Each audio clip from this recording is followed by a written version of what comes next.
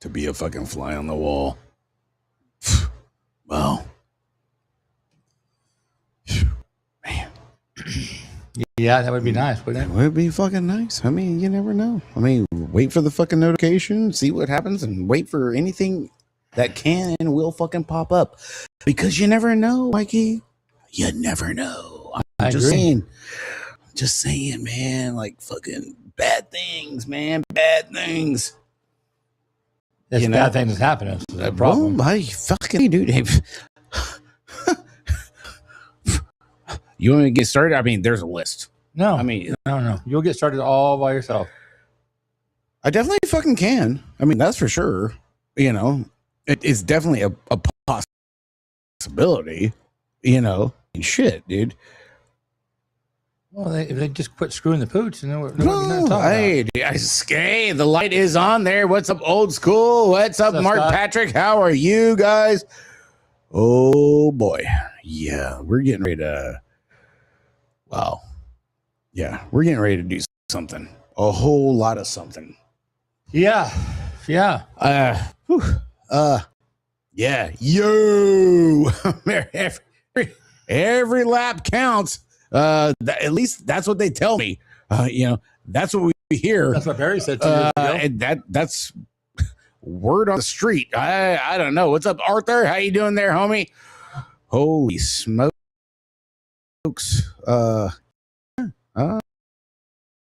Well, hey.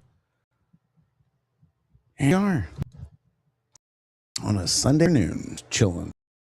Just having a peach of a fucking time. Sunday service. Service, that's for damn sure. Just oh wow. Oh, hold on. I'm double punching shit. Like I'm more up. I mean, dude, the messages, the inbox, the district inbox, like everything is full. Like I'm talking like it's full, motherfuckers. Wow. Okay, it's like porta potty 6. A lot of shit happening. This son of a bitch is full. Okay. What's up, Robbie? There's a whole lot of going on. Holly freaking Dunn. HFD. What's up there, girl? How you doing? Lee Hoover. What's going on?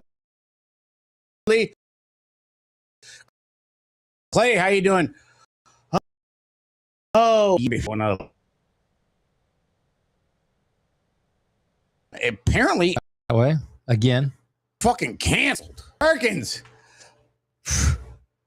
From Grand Forks, North Dakota. What's up there, Perkins? How you doing, dude? Over there, freaking North Dakota, over there at Red River.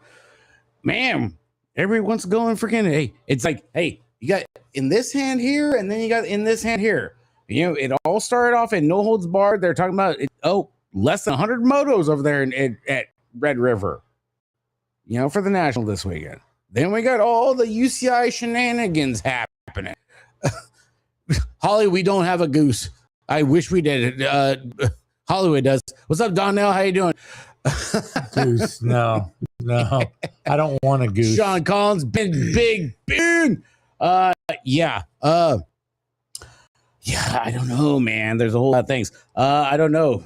It's kind of weird because it seems like 2 years ago, the same kind of thing was going on between UCI and USA BMX. Like there was a lot of stuff going on with USA BMX, and then when UCI pulled their shenanigans at Rock Hill, it took all the heat away, like all of a sudden, right?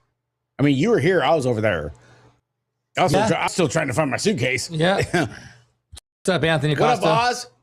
Won all 3 days, 8 national wins, done and dusted. That's why. Hey, good job, Perkins. That's what's up. Good shit, dude. Hell yeah.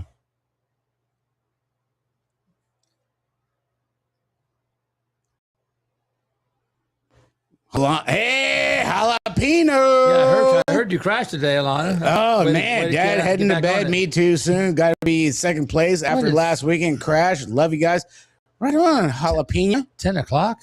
Hey, they're over there. They're getting busy. They're doing a whole lot of stuff. Yeah. Missed you last night on the weekend show there, Helena. Yeah. We definitely need our tacos on a Saturday night. That's what I'm just saying. All right, Helena, you got to bring it. Yeah. Bring it. Make it spicy. Big Keith, what's going on there, homie? Sup, Hacksaw? Oh boy, Hey, boy, buddy. oh boy, did Hacksaw freaking bring a freaking Drew and I are about to work on Holy the track moly. for our state race on August 1st. Yes, I agree, Jim. That was a freaking doozy. That, whew, man, wow. Oh, Hacksaw just going for the neck. I don't know if anybody When saw doesn't he? Hacksaw. Well, you know, he's Hacksaw. Bacosa. What's up, Mark? You know, Hack's like Liam Nielsen in what's that movie? I will find you. I have a set of skills. Yes, and I will find you and I will kill you. Yeah. And Hacksaw is kind of like, well, I will find you and then I will butt fuck you with your own dick, kind of thing. Ouch. Big ouch. Big E. You know, Big E. Hey, oh, the real number one, Ronnie James Anderson. You know, son. You know, What's up, Amanda? yeah, I'm telling you, Jim. I'm sorry, bro, but you know, I had to throw it out there. It's like, I will find you and I will butt fuck you with your. That's pretty much like, honestly, he'll a plane, a boat, a car. He'll drive there.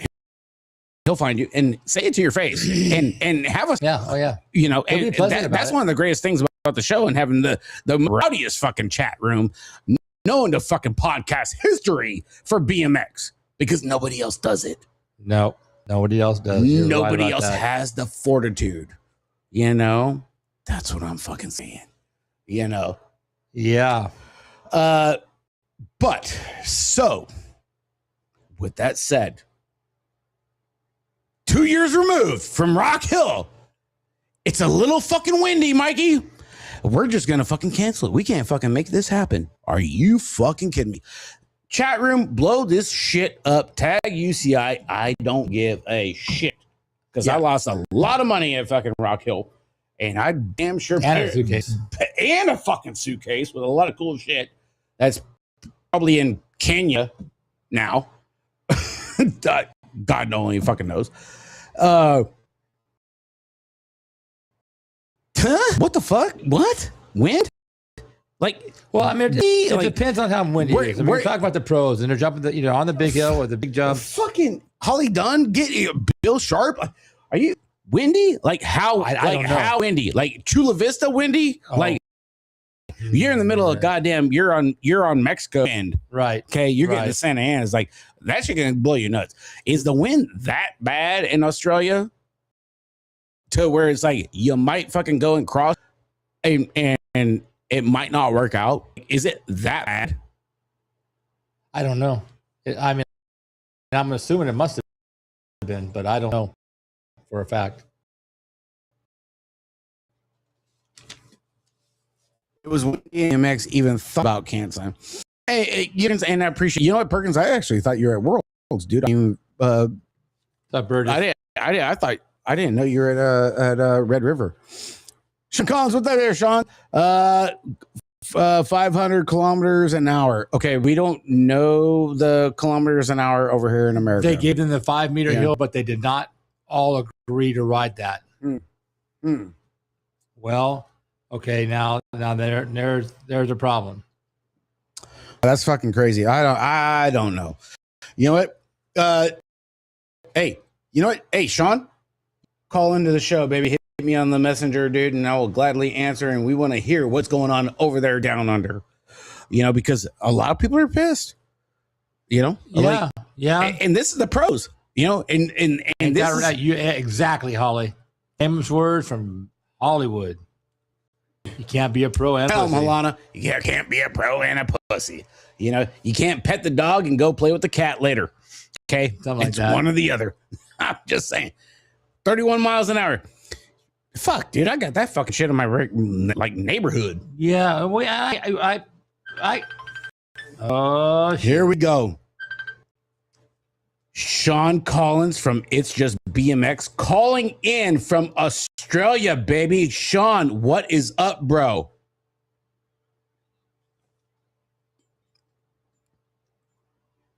Oh, hold on a second. Oh, crap. You know what? Sean, you there?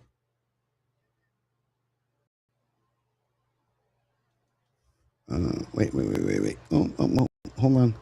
It probably did, TJ. It wouldn't be the first time it happened to someone that is a good guy. They knew about the wind ahead of time, right? Just pissed poor. No, you can't predict the wind. Wait, Sean, you there? Now Hold on. The weather can't predict the wind. Shit. So hold on a second, Sean. Just trying to get Bluetooth. Oh wait. First rodeo.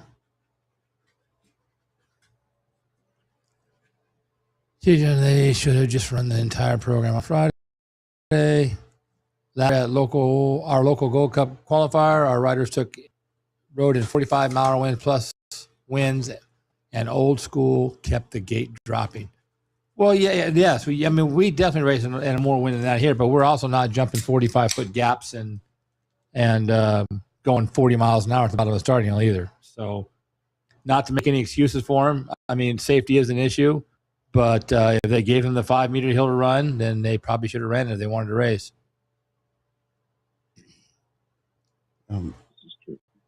Sean, you there?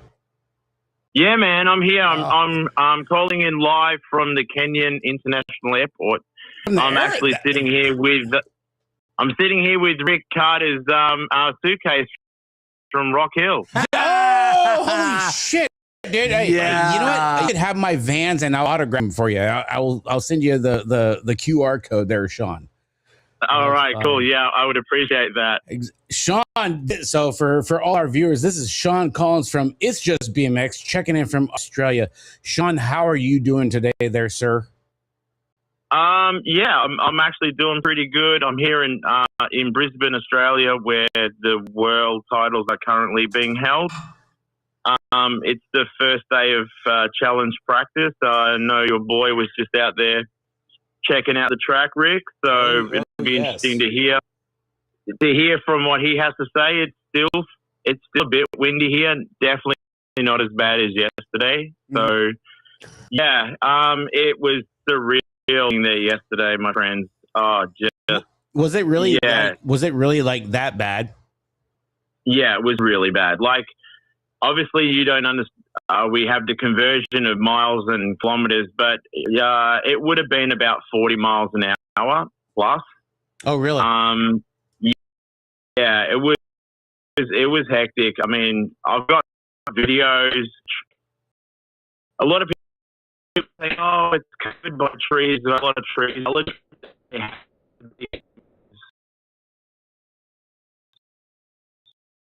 That they have there, and about then push the track, so conditions actually worse. So it's a bit of a thing that not a lot of people know. Yeah. If you look at the track map, and they got the big velodrome beside it, the wind can come from one side and hit it, and then it pushes it straight out onto the track, and it kind of hits especially the first straight. It can kind of give a really big crosswind, the first straight, and then you've got the crazy pro straight, which is especially the second jump. It's in this pro straight. It's no joke. As we saw on. Yeah. No, go ahead. Yeah, as we saw on Saturday, a few people, and the wind wasn't really that bad on Saturday, and Stewie and I were sort of calling the track the boneyard. There was a lot of crashes. Oh my God! It was there was a lot of people getting freaking broke off, man. Well, I mean, you guys lost your homeland boy. Isaac Kennedy goes down in practice. We had little Addison over here for Team USA. She went down in rounds yesterday as well. Like, there was a lot of road rash going on. Yeah. And with the wind being that bad, does it really make that big of a difference between the 8-meter and the 5-meter over there? I'm asking you because you live there. I mean, we've had different experiences over here because the times that we've gone to Chula Vista, back when we had time trial at the OTC down in San Diego. It's kind of weird to go and figure it out because OTC was out there in the middle, like it was in the open, in the desert. And you guys really aren't in the open, but to have the wind that bad, it's kind of intriguing, and a lot of people want to know that, so I appreciate you calling in to let everybody know. Yeah, and I am a huge lover of BMX, so I'm just going to be straight because I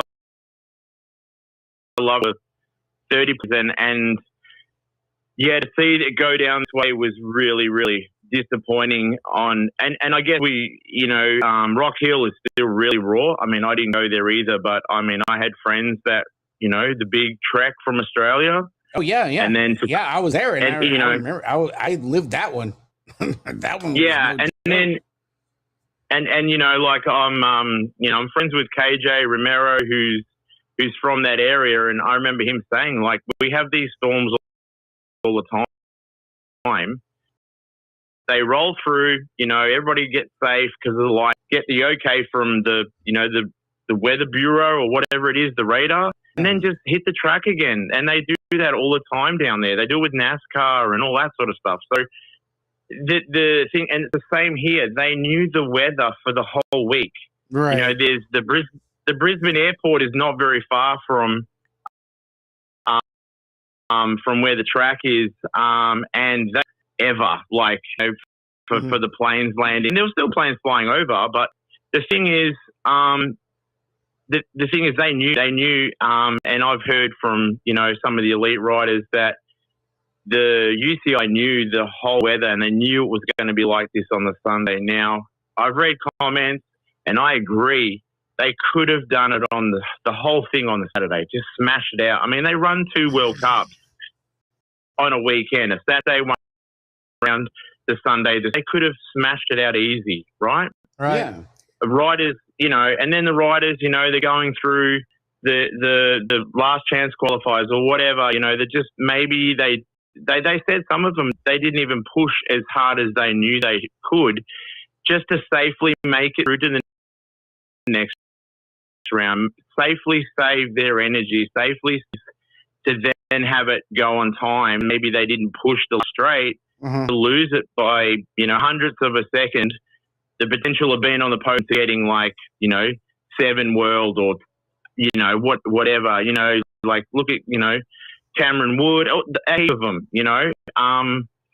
and we, as spectators, we loved this sport, and we were sitting there all day, and it just, we're going to push it back. And you're looking outside, and the wind was absolutely blowing a gale. And I know everybody was, what happened to Kai Savakibara call for BMX, and I mean, that happened in Australia, and that was a really scary event. I mean, I was there, I saw it, and it was one of those really dark moments for our sport. But let's learn, for every mistake and for every bad decision, you got to take a learning and move forward and go, hey, let's learn from this. Let's make it better than last time, because right, it was literally like the air got sucked when they called it at 4:45 that evening, basically. I mean, we all knew it was coming. We all knew. You could tell the weather wasn't getting any better, and you could just feel the air just get sucked out of the venue. I was on the ground talking to Romain. He was not happy. He was pissed. And he was writing his post while I was talking to him, and he's like, I can imagine with Romain. And he said, and this is, quote unquote, whatever you want to say, is basically, he goes, look, I'm an Olympic medalist. Is my life changed? Not that much. Am I a millionaire? No, I'm not. But I love this sport, and we're not being treated with respect, and this pisses me off. And he goes, for everybody, this is a joke, I'm not happy. We're not being treated with respect. We're not even listened to. I sort of said to him, hey, do you guys a riders union or a collective? And he goes, you know what, we do. They don't listen to us. They're supposed to have a riders union with a select, an advocate. With a select few that are supposed to be the spokespersons of the riders union. And I know they were supposed to have a meeting. Yeah, I was watching it last night. That was my thing. It's the next day in the afternoon for you guys. I'm sitting there making dinner. It's telling my girlfriend, hey, we're going to watch racing. Everything's going to be good. And then we're on a weather delay. but then they ended up they ended up running another round or something for U23 or junior men and women or something off the shorter hill. No, I did not. There was no riding at all. It was run off the previous day. So there was no. That was it. Yeah, the day before was what they took a plate out of. They did a moto. Obviously, they did the moto, then the last chance in the quiz and the eights and etc. And it was all from the Saturday. There was no riding. Now there was a meeting about the running off the 5 meter and not jumping the straight on the second straight. On the third, the riders will basically, look, we train for the 8 meter, our gearing, the way we train, you know, I mean, guys are counting their cranks down the hill, you know, like. No, I totally get it. Yes, Phil. Yeah, and I'm the same. Like, these guys, like, you know, we, you know, you see comments about, you know, they could, but these guys don't run for 5 meter hill anymore. Now, agree to it or not agree to it, I'm not here to change anybody's mind. I mean, I love BMX in the 80s, 90s, and the 2000s. I love it. Doesn't matter what it is. It's not like they're going to listen to us anyway, Sean. Honestly. That's exactly right, brothers. You know That's exactly right. Yeah, and I hope that I'm making some sense to everybody that's listening to this show. But we need to talk about it. We need to get this in the ether. We need to talk about these. We are so passionate. The thing is, these guys and girls. Look, we don't train. It's a completely different hill because if you look at the hill at Seaman or in Brisbane, the actual top of the hill is really flat and there's not much. The hill is actually quite flat at the top where the gate is, whereas the 5 meter is a lot more steeper, and it just would change the whole way that they would ride, etc. And these guys are riding with inches, you know, like, and yeah. I mean, I get it too. Like, I think, you know, they've trotted a couple of worlds. I think Belgium, when I can't even think of his name now. Yeah, they basically they ran them off the middle of a Grand Prix track holder. But yeah, I just think they do the riders any justice, and I really felt for them because it's just not the riders, it's the team, you know. It's the mechanics, it's the trainers, it's the coaches, it's the masseurs, it's the, you know, all that crew that come from, because Australia's at the bottom of the world. We're at the bottom of the world. Right. It's, you know, it's a 16-hour, 20-hour, and if you're coming from Europe, it's, you know, it's close to 40 hours to travel. I mean, I was talking to Kai White, and we all know his back is not real good, and you know, and I sort of said, you know, how is it? And he goes, you know, look, he came down basically to race, even though his back is shot, to basically not race, not to get anything, and then to have to sit on an airplane for 30 hours to go back home with a really messed up back is not cool. No. You know?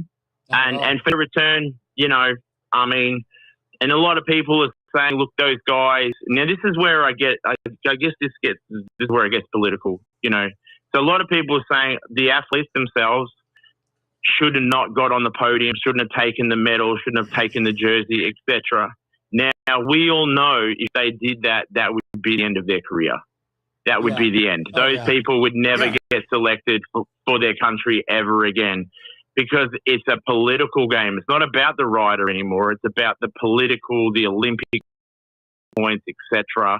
They chose to be united, which was awesome. And one thing I want to say is the riders and the team coaches from all around the world, from Russia to, you know, Czechoslovakia to, they were all so professional, like down where the podium was. I just want to say that all the teams from all the different countries and the athletes were so professional, and they didn't really or anything like that. And what it was impressionable kids. And I just want to give a shout out to all the elites and all that. They can hold their heads high because they behave true professionals, and I mean to give them a shout out because in such a shit situation, Yeah. they prove that they're actually true professionals. Because, I mean, they got screwed hard. Not even Porta Potty screwed, man. They just got screwed in the car park, man. Like, not even any privacy, you know? Like, Wow, damn. And that's pretty bad, Sean. yeah, just in the car park. Yeah. Hanging on to windscreen wipers sort of thing, you know, just to brace yourself, Jesus, you know? holy shit. Wow. That's okay. That's a doozy right there, bro. Whew. We're gonna have to call too far, bro. We're gonna have to call sanitation on that one. God damn, holy crap. Yeah. Yeah, but, no, go ahead. But it's a political game, man. It's a political game. And I know there's a lot of people above my pay grade that have really good opinions, but you know, just on the ground, they were hurting.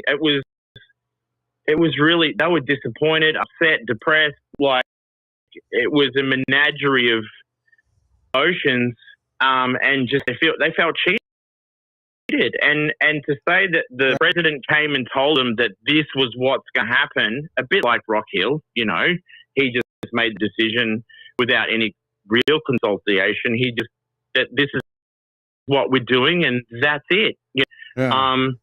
And if you don't like it, tough.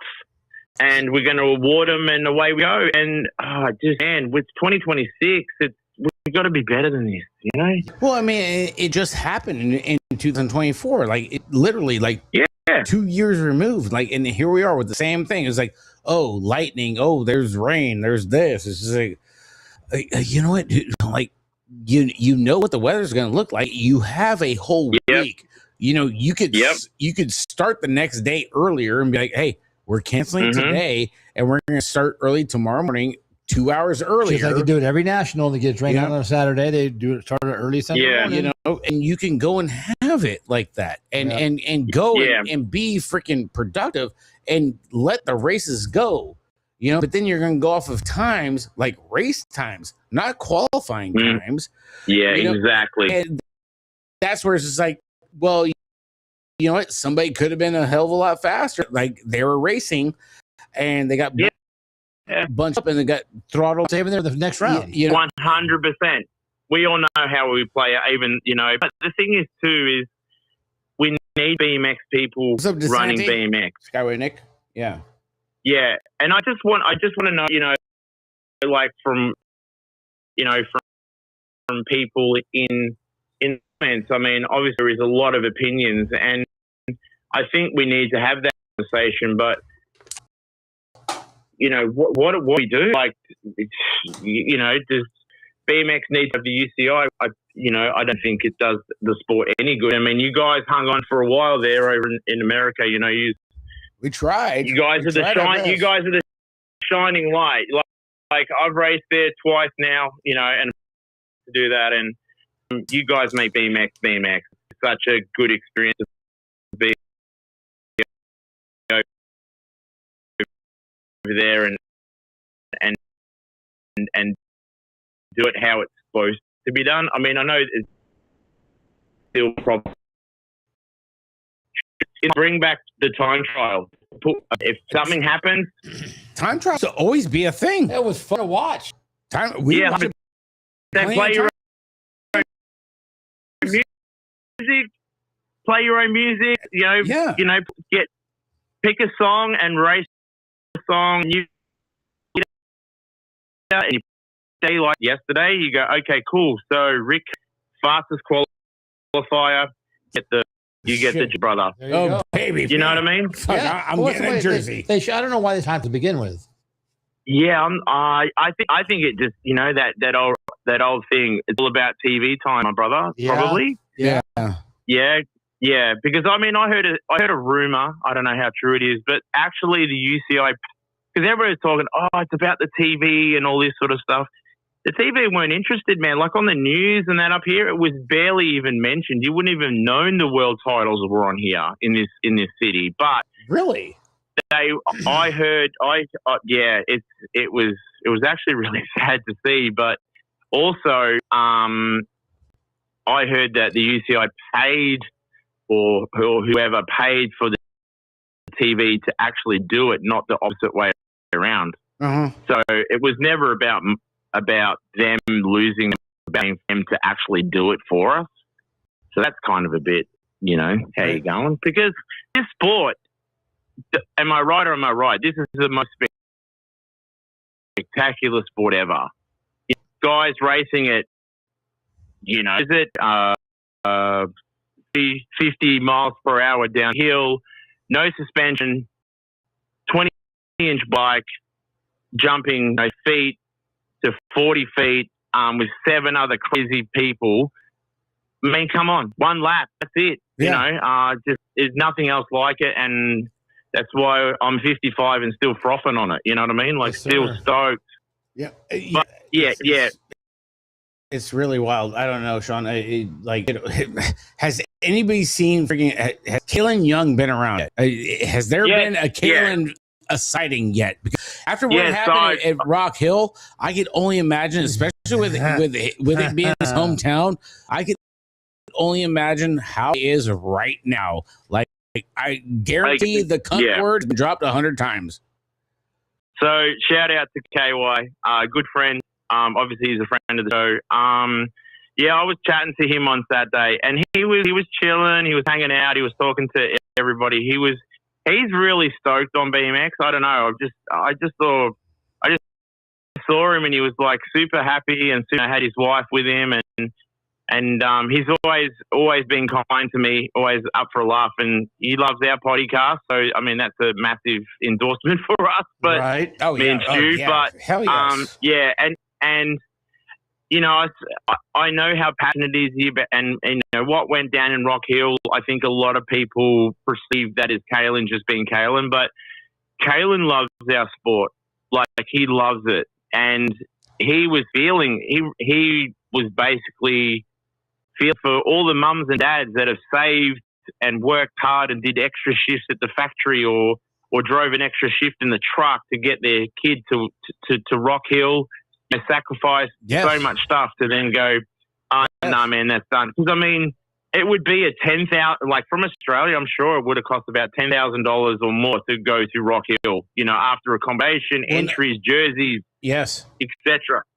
I remember that. And yes. Yeah. And then just to say, you got it done. Now, he was, and maybe he went the wrong way about it. I know, but he definitely brought a spotlight onto it the guy got suspended, right? And he took that on the chin, and we missed out for 3 years or whatever it is, or 2 years of Kalen racing, because, he's always pretty pipey on a bike. So hey, I don't blame him. I'm a big KY fan. I love Kalen, dude. Yeah, man. Him and Barry being roommates in the day, like that, it don't get Barry on that shit. That's what that would be that one fun party room. Line, Sean, I tell you that, dude. I know. We'd be fine. Yeah, man. Yeah. Some whiskey and mountain, brother. But definitely so. Hell yeah, whiskey and mountain, dude. You wait till I catch up with you again, my brother. You wait. Yes. At least I'll know you this time, not like last time. But no, like, look, it's, like I said, people say the guys should have never got on the podium and taken the medals, but I mean, what do you do? What's the answer to that? I don't know. I mean, I don't agree with that. But where is the Riders Union? How, like, because supposedly, like, there was a meeting. Okay, we were chatting back and forth on Facebook earlier today and stuff, and so what ended up happening with the Riders Union? How come they didn't agree to be like, okay, we'll just go off the small hill and we'll go off of that? They all had to be in agreement. It's a democratic decision, and I remember that happened at Bathurst in 2020 up at the World Cup.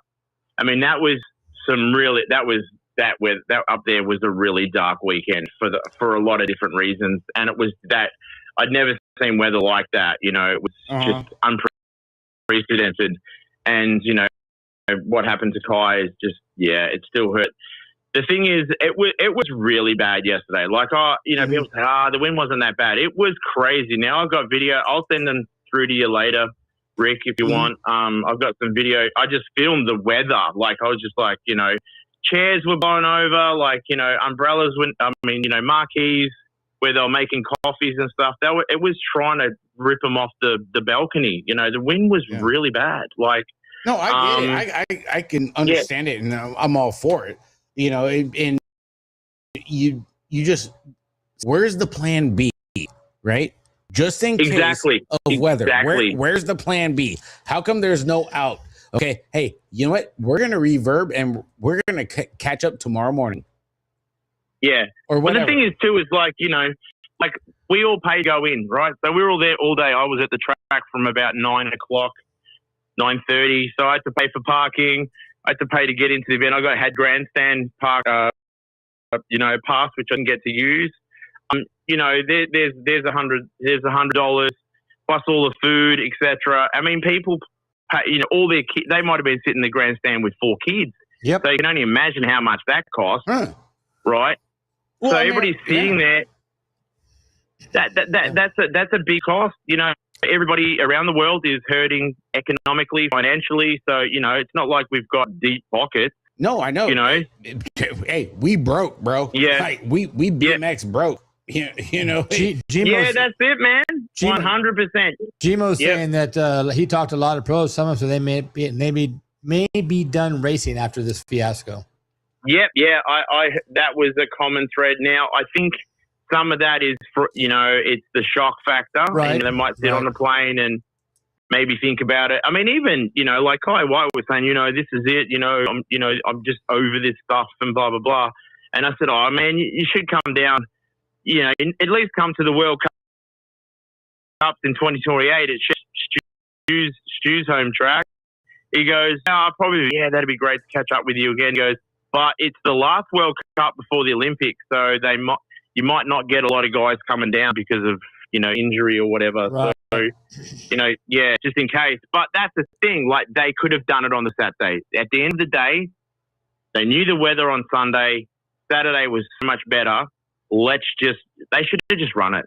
They already knew about. That's what's so annoying. Yeah. Yeah, they knew that Sunday was going to be absolutely shite. The wind, they knew it was coming. They could have ran it on the Saturday, got it done. I mean, we were out of there by like 3:30, and the practices were like in the morning, and like you said, cut one of the practices, get everybody on there, smash it out, and everybody would have been happy. But no, we're going to just like sit around all Sunday and twiddle our thumbs. And, that's the thing that I don't get, Sean. Is like, okay, you get the Riders Union or whatever. They don't agree. So we're not going to go do the small hill. So they know, okay. Yeah, the thing is, too, if you're not going to go and agree to do the small hill, then they're going to cancel it and squash it, and it's going to go down to times. But then you're still going to be pissed off. Where if you all would have agreed to be like, okay, let's go to small hill, like it's a big run it. The training. I agree with that, except for the fact that these guys are training for that hill. You're going from 8 to 5. But he's talking about they're counting pedals, this, that, and that. You can't go from 8 to 5 and be down. This is a race. For them, it's a big race because it's the Olympics. But you have to roll the dice. Well, and they did. You're there. And they didn't. They They rejected this. No. And UCI said, all right, well, fuck you guys. Like, that's it. It's a bit like, I guess the analogy would be, and I agree with Mike, is like, you're racing a supercross race on a motorbike, and they go, look, it's too windy to race the supercross. Let's just go to a motocross track on your bike that is set up to do supercross. Right. Now, if you hadn't ridden outdoor motocross for 6 months, and then they're if you haven't ridden and they're going, hey, we need you riding now an outdoor motocross track, and you haven't ridden one for 6 months. I mean, you're not going to do very well, and it's the same for these guys. A lot of them just ride the big stuff all the time. They don't even really ride little tracks much anymore. Yeah. And they would have had all their training building up to this track, and they've come over here and, they've ridden the track. They've been here for a month. Some of them have come here twice. I mean, your son's even been here. Yes. Like, sussing it all out and getting a real feel, and then catering your training for this track, right? So you haven't looked at the 5 meter hill, because I mean, we all know these guys are racing for inches, 100%, you know, and it comes down to gearing, tire pressures, how they're feeling, how they ride that style of jump. Because this track is very, like Barry, you went and watched Barry's report, how he rode around and how he is. Yeah. That's the thing. It's very, very difficult track. Oh like God. it's the track is pristine. Like the track is beautiful. Like this thing's freaking a gem. But it's legit. I mean, it's technical as hell. But, like, seeing the chat and everybody chiming in, these guys are pros. Okay. Yeah, they are. You know, my son is in 17, 24, in there. A pro, basically. I sent him with chain rings. Okay. You have to be able to adjust and adapt. Yeah, for sure. You're a pro. You're a pro. If you're not doing the 8 meter, you're going down to 5 meter. Okay. 3 meters. Okay. Yeah. We race it out. Yeah. You're right. You're right. They could have we raced. want to race it out. Okay. They could have. Yeah. They could have. Yeah. But, I mean, I'm not disagreeing with it at all. Right. No, not at all. No, not at all. It's a choice. That's the thing. It's a choice. Hey, and that's on them. Well, yeah. That's I mean, yeah, for sure. It's a choice they made, and they're going to get. But like someone just posted in there, they're saying that if they wouldn't have let them race, and the wind would have blown someone off the track, and then they got broke the fuck off, it'd have been the UCI. Yeah. Fault. Everyone would have been nailed to the cross. Yeah. But and like I said, it would have even been, look. And to my honest opinion, I'm not raced at that level, and I would love to, but hey, my time is done. Me too, but, Sean. Honestly. Yeah.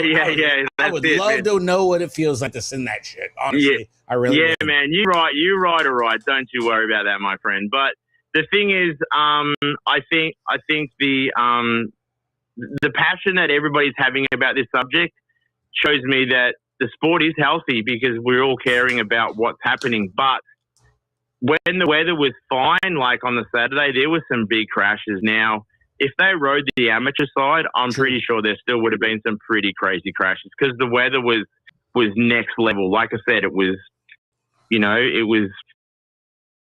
40, nearly 50 miles per hour. And it was trees were bending. It was crosswind. Yeah. I mean, you even saw, he unclipped, and, obviously Isaac he got caught by a little bit of winds, maybe, and the whole thing was Ross Cullen. Right. But yeah, he was, the Brazilian rider over the triple into the first corner. Guys, I think there was like 3 guys that were knocked out. That's right. Imagine, that's some big carnage. And that's where like I was sitting there thinking, and with everybody like chiming in and sending messages and everything from last night into today, was like, would it really have made a difference with the wind being so bad, even though you shut down Pro Straight, and you went from the 8 meter to the 5? Would it really have made a difference? Like, wouldn't the wind still be a thing? Because our tallest over here in California, where we're at locally, is a 2.5. More 5. Yeah, okay. Where's not 5? Where's 5? What track? Yeah. I mean, yeah, you have so I mean, if the wind's that bad, I mean, you're going from an 8 meter to a 5, like it's still pretty bad. Yeah, I agree. Yeah. And a lot of it, and as we know, and you guys will agree with me, a crosswind is the worst thing, Max Rider. Absolutely. We can have headwinds, tailwinds, whatever, but when it's swirling and it's a side wind, you might do one moto and it's not too bad, and then you rack up for the second moto or your quarters or whatever, and then you come out of the gate and you just get hit by this huge side wind, not expecting it. Yeah, because the wind was moving around all the time. It was not just one way or tailwind or headwind. It was just swirling everywhere, and then it would die down slightly, and then it would just come back with the rage. And that was also, I think, probably, you can't look at the windsock like a Red Bull windsock and go, "Hey, I wonder which way the wind's going." Just as I do this backflip, it was swirling. So you would be riding really. I think you would be riding really stiff and hanging on a bit, and you're probably making it worse for yourself, because you're like, oh man, I wonder if that wind's going to hit me when I go around the first corner, and am I going to get blown off my bike because I'm clipped in, and you know, that causes problems too. You know, people clip in, they get stuck in their bikes and hurt themselves more. And, you know, so I don't know. There's a lot of variables, but I mean, rider safety is definitely the thing that we all of us, whether you're in the chat or you're on Facebook, we all care about our riders, and because we love them dearly. We don't want anybody hurt, especially the injuries in this sport can be life-changing, and we don't want that. Yeah, no, definitely, Sean. I mean, you know, and my son was messaging yesterday too. He was like, "Dad, the wind's horrible." You know, and he's like, I don't know if it would make a difference if they went to the 5 meter or not. He's just like, it's that bad. And I'm like, all right, well, you know what, son, I trust your judgment, you know, because he's been there, done that, and rode everything. Yeah. You know, so it's like, it's kind of intriguing, you know, and especially for those that don't know and haven't experienced it, you know, you get that out there, and having you call in, Sean, is greatly, it's more than appreciated. Yeah, definitely. You know? No, I love you guys. You guys are awesome.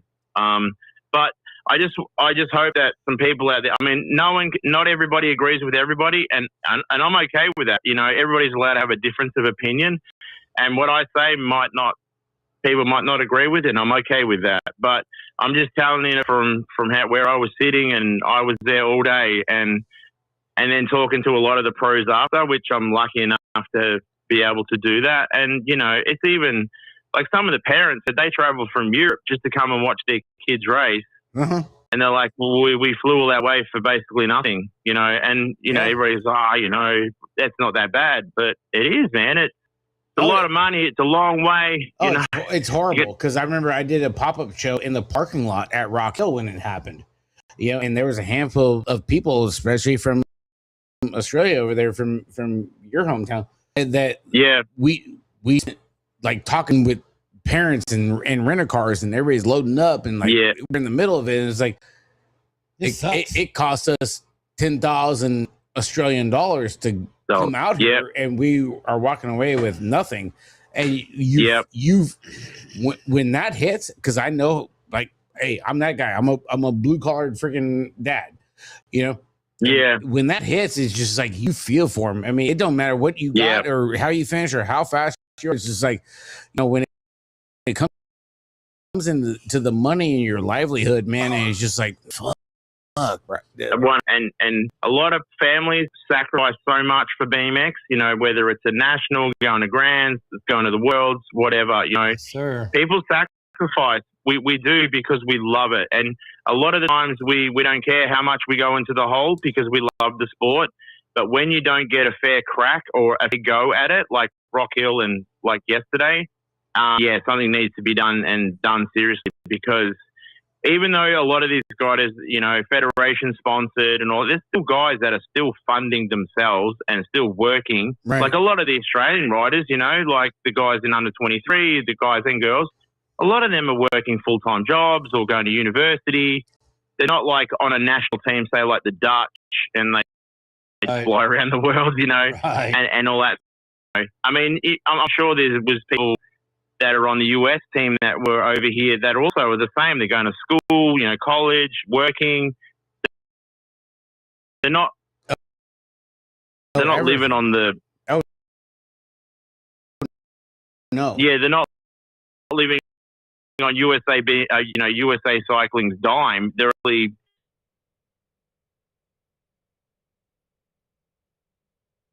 time, you know. Not everybody got the gravy train. A lot of people sacrifice a lot, and these young athletes, these young, and they're just starting a career, and they can't afford to talk about this because it could stop what they potentially want to do in the future. So a lot of the riders have to zip their lip, and you've got crazy. Yeah, you get the repercussions. You don't want to get 8-balled. You know, whether they put 100%. They'll get 100%. It's just like it fuddles me, because UCI is like F1. BMX the FIA that have now destroyed the FIA have destroyed F1 100%. Yeah, you know, I can't even watch it anymore. I know. like it anymore. Like, what the hell's going on, Sean? Like, dude, UCI and F1, like they were the cat's ass. Like they were the ones, and now it's just like they're losing the prestige right now. They're the cabal that are trying to ruin our sports. Something, for sure. Yeah. And Crazy. it's like, I mean, there's people that are in top positions that are so disconnect. They don't even understand it, know how to run it. And 100%. I know everybody says, oh, we need more BMX people in high positions. Well, let's get people into it. Let's people put up your hand, whatever, it's a bit like being a mayor in your hometown, whatever, if you want things to change, We got put one. your hand up, volunteer. We got one. You know what I mean? Jim Sievert. We need something. I mean, I don't know, man. Jim Sievert would be a great you guys have got so many amazing BMX people in your country and your state, and that have so much passion. But there's also the UCI is very European, Very. and very. very.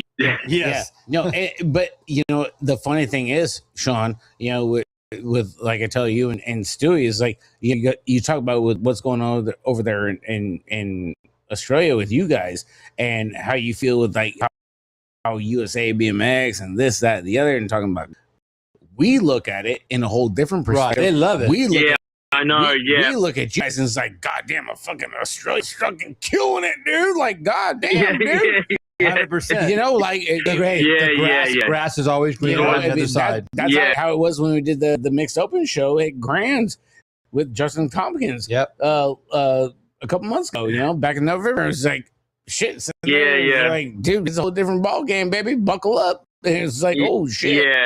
Yeah. But the thing is, too, is like, I mean, and it was funny when I caught up with Barry Nobles, and he's like, hey, good to see you, because I've met him a few times. He's been to Australia a couple of times and all that. And he's like, oh, it's much better catching up than good old, cold, dreary old Tulsa. And I'm like, I don't care, man. Grands are still good for me, man. I'm all good. It's still like I still little kiddies eyes for Grands, whereas you guys do it every single year, and I'm sure you are kind of over it. I mean, I did get the Tulsa black lung the first time, so I've had the full experience. I'm sorry, I have not. No, it's fine. That's fine. It's fine. I laugh because everybody gets it. It's just everybody gets the poo lung, dude. Yeah, the Tulsa black in 14 hours on a plane with the Tulsa lung was no fun. I give you the hot tip. But you guys having this chat and having people in the chat talking about it is what we need. Yes, sir. It shows that we're passionate and we want our sport to be better, and that's my takeaway from all this. Everybody's like got their opinions, and a few of the riders, especially in this country, Australia. A couple of the guys that put jerseys on that, getting a lot of flack. And I think that's really unfair. They're just doing what they know they need to do. I know in the back of their minds, we're all racers, man. We love to race, whether it's foot down or side hack racing or throwing yourself at some trails, like we all just want to go fast and do the best we can. But the problem with BMX too, there is the political side. This whole Olympic points and racing for your country. It's not racing for your factory or your club or your track. You're racing for your country, so it becomes political, and it's a very, very thin wire, especially in this country. If you say the wrong thing or you post the wrong thing on, you can be cut. Yeah. I mean, I don't know if you listen to our podcast with Mia Webster. She was in the colours. I love listening to you guys' shows. You guys are did he just say side hacks? Yes, you guys are freaking on top of it over there. You and Stewie. Yeah, and she was in the car park in her car, and she made the final on the second day at Papendale, but she wasn't allowed to sit with the Australian team. She was allowed to hotel with them, but she wasn't allowed to actually sit under the tent. Now they would have had heaps of room in the compound, but she had to sit out in the car with a couple of other riders from Australia, just slumming it. Why can't they look after? Still riding for Australia, still representing us. I don't know. It sucks, man. It's a shitty situation, and the upper echelon of the sport could really need a bit of a slap around the head to wake up to themselves and look after our riders, man. It's a shit show. I can't wait to hear your guys' freaking rundown on the show. And it's just BMX. I tell you what, there, Sean. Man, bro, should be interesting. I think I might have. It depends. I might get deported, bro. Like, I think you'll be okay. Go find the boy because he's got all kinds of goodies for you and Stewie. Yeah, cool. Yeah, Stewie's there today. I'm having a rest day. Just my knee is blown out from all the. I mean, I got into trouble for trying to get a GoPro in. Oh yeah. Like your shit. bags. Okay, there you go. Yeah. The guy like getting your bags are getting searched and all. You got to tip your water out and blah blah blah. And I'm like, have my GoPro, and the guy goes, "No, you can't bring that in." I said, "Well, where does it say that on the what you can't bring in? The umbrellas and chairs and dogs and bikes, Christ, what the hell, etc." Yeah. And then I'm like, umbrellas, and I'm like, okay. Where does it say that? And he goes, and he brought out this other, it was like 13 pages. And he's like, blah, blah, blah, and he goes, God damn, he's got a book? Holy Jesus Christ. Yeah, he had a book. He had a book. And I'm like, here we go. And because he sort of was, security guard sort of flexing, like he was guarding the president with the earpiece, Nice. And no shit. Did you tell him that hey, I'm friends with KY, dude, you better get the fuck out, bro. Right? You're gonna get a free one. I'm friends with Rick Carter, man. Like, whoa, you watch out. Whoa. Don't put me in the same bracket as KY, dude. No. KY is right there. KY is a gangster. I'm just kidding. Yeah, I'm just patting your head, man. I'm just patting the back of your head. They wouldn't let you bring your GoPro in. No, and I go, but it's just he goes, no, you can't bring it in. It's a camera. And I said, my phone is actually a better camera than this. I just want to walk around like with all the vendors because I've got heaps of vendors there and stuff, right? And he goes, well, we can't take your phone off you because you need it for, it's like an emergency personal device or something. And I said to him, I go, could take it off me, you would. And he sort of looked at me and he goes, you just need to take that back to your car. So I'm like, oh, man. So I've got a bung knee and I had to walk all the way down to the bottom of the car park. And I'm like, oh, my gosh. Like, I needed a stunt double to get back up the hill, Right. Sweet Jesus. God damn, Sean. Just so, and everybody's like, you should have just, stuck it under your hat or put it in your pocket. Yeah. Yeah, I'm like, I ain't got no Alabama black snake. You know what I mean? Like, damn, shit, damn, coming in hot there.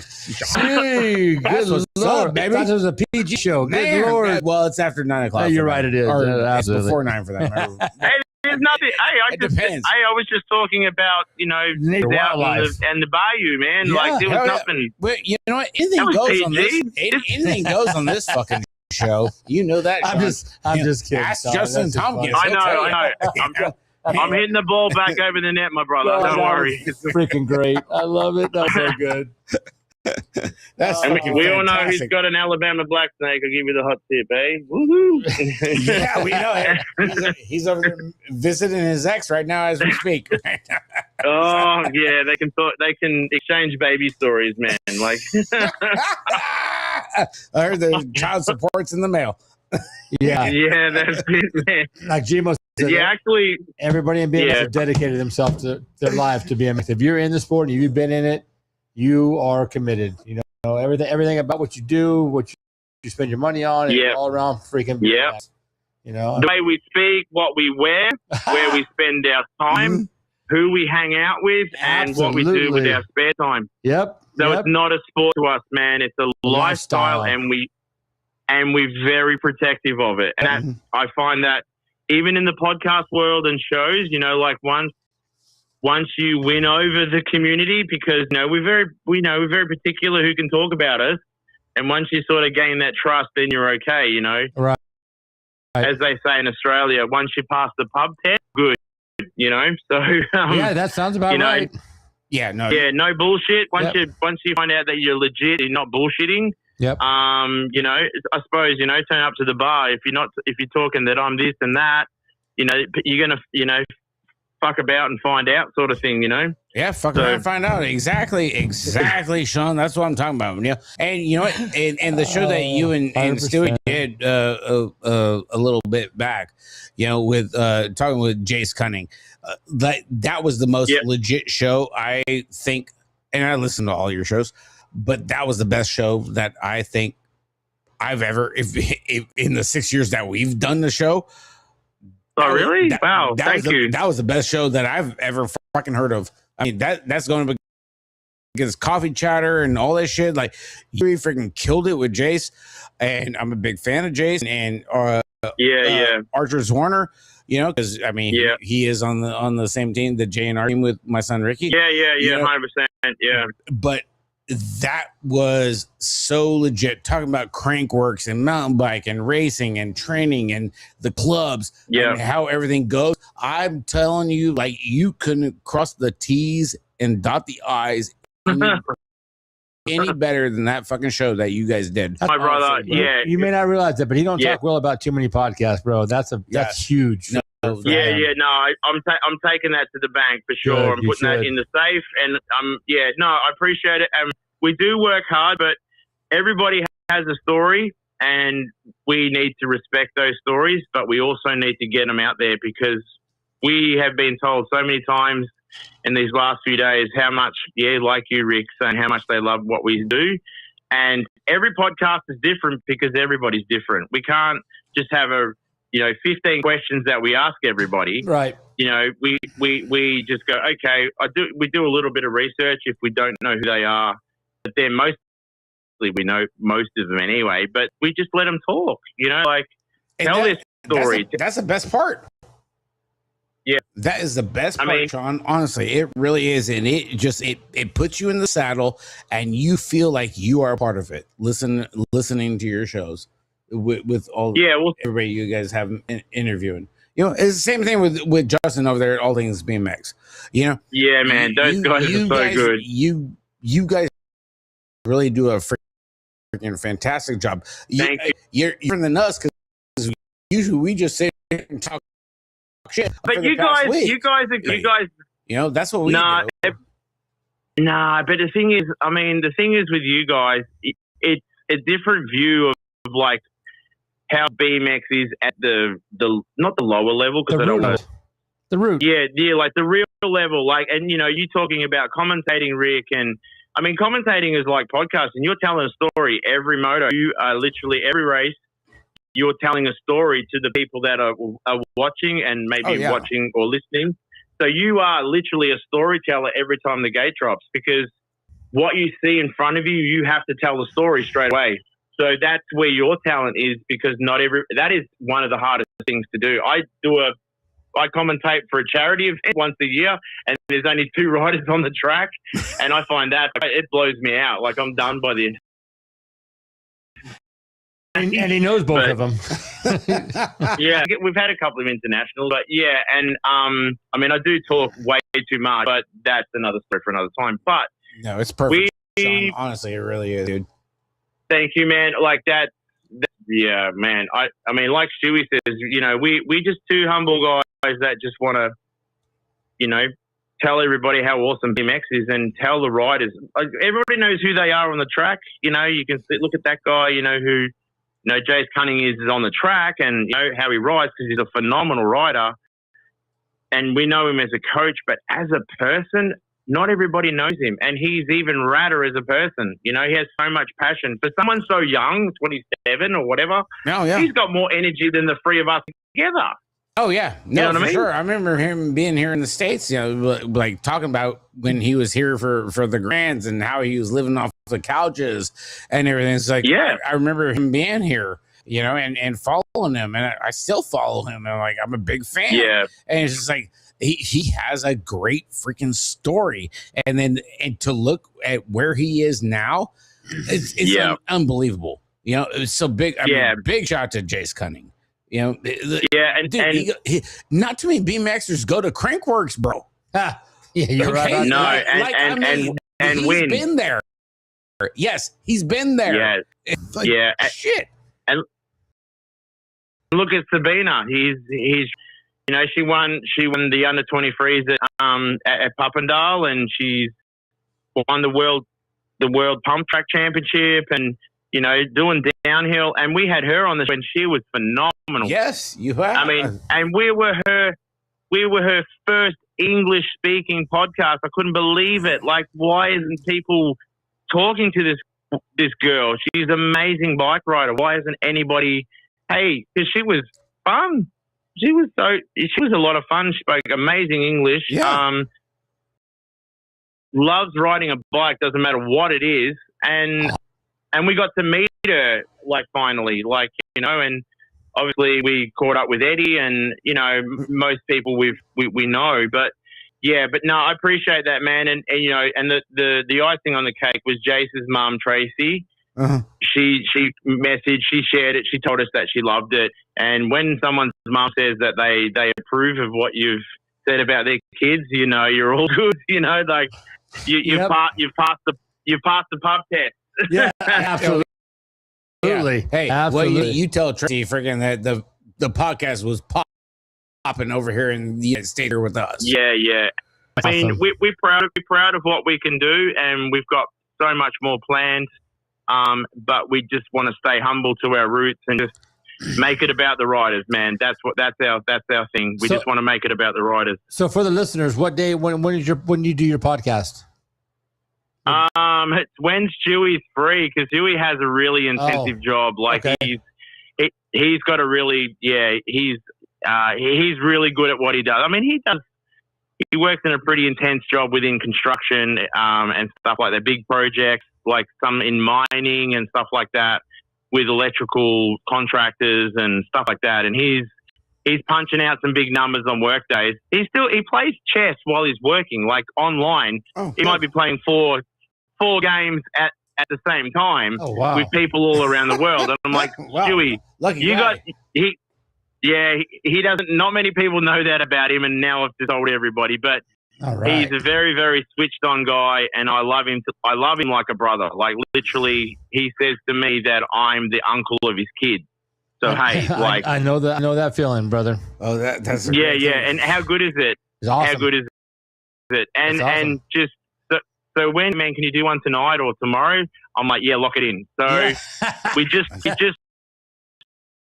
dropped another one today with a good friend of mine, Ultra.com, and he's the Profile Racing Australian team manager. I've known him for way too long.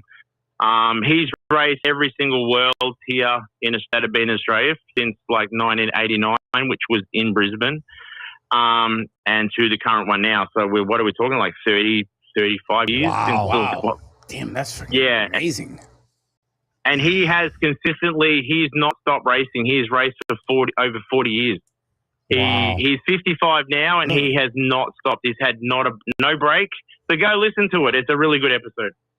Hell yeah. Hey, so yeah, you ain't got to worry about that. I'll be checking in for sure, Sean. Definitely, bro. Yeah, no, and everybody out there in beer budget land, thank you all the people out there too for supporting us, following us. I'm getting friends requests, and I'm loving it. So I appreciate everybody that's listening, that do listen, and yeah, you guys are just one big.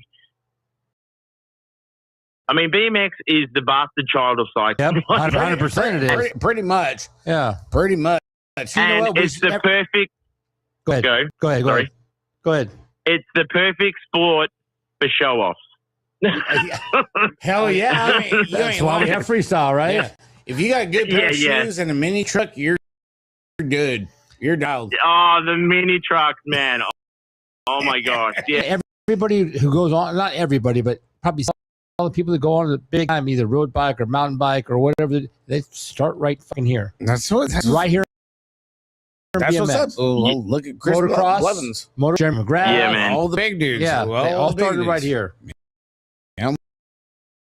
Yeah, 100. Even, like Robbie, what's his name, who run the Tour de France, he's raced BMX. You got Jared Graves and all those guys, man, BMX. Oh, wow, Jared Graves, man, he went, dude, Graves was a banger back in the day, dude. He's tidy on a BMX, too. We're watching Tour de France. My wife and I watch Tour de France every year. I mean, it's Hell, matter of fact, the number 2 guy crashed today. The guy sitting in second place, he crashed. It was kind of a bummer. Yeah. Was it windy? Yeah.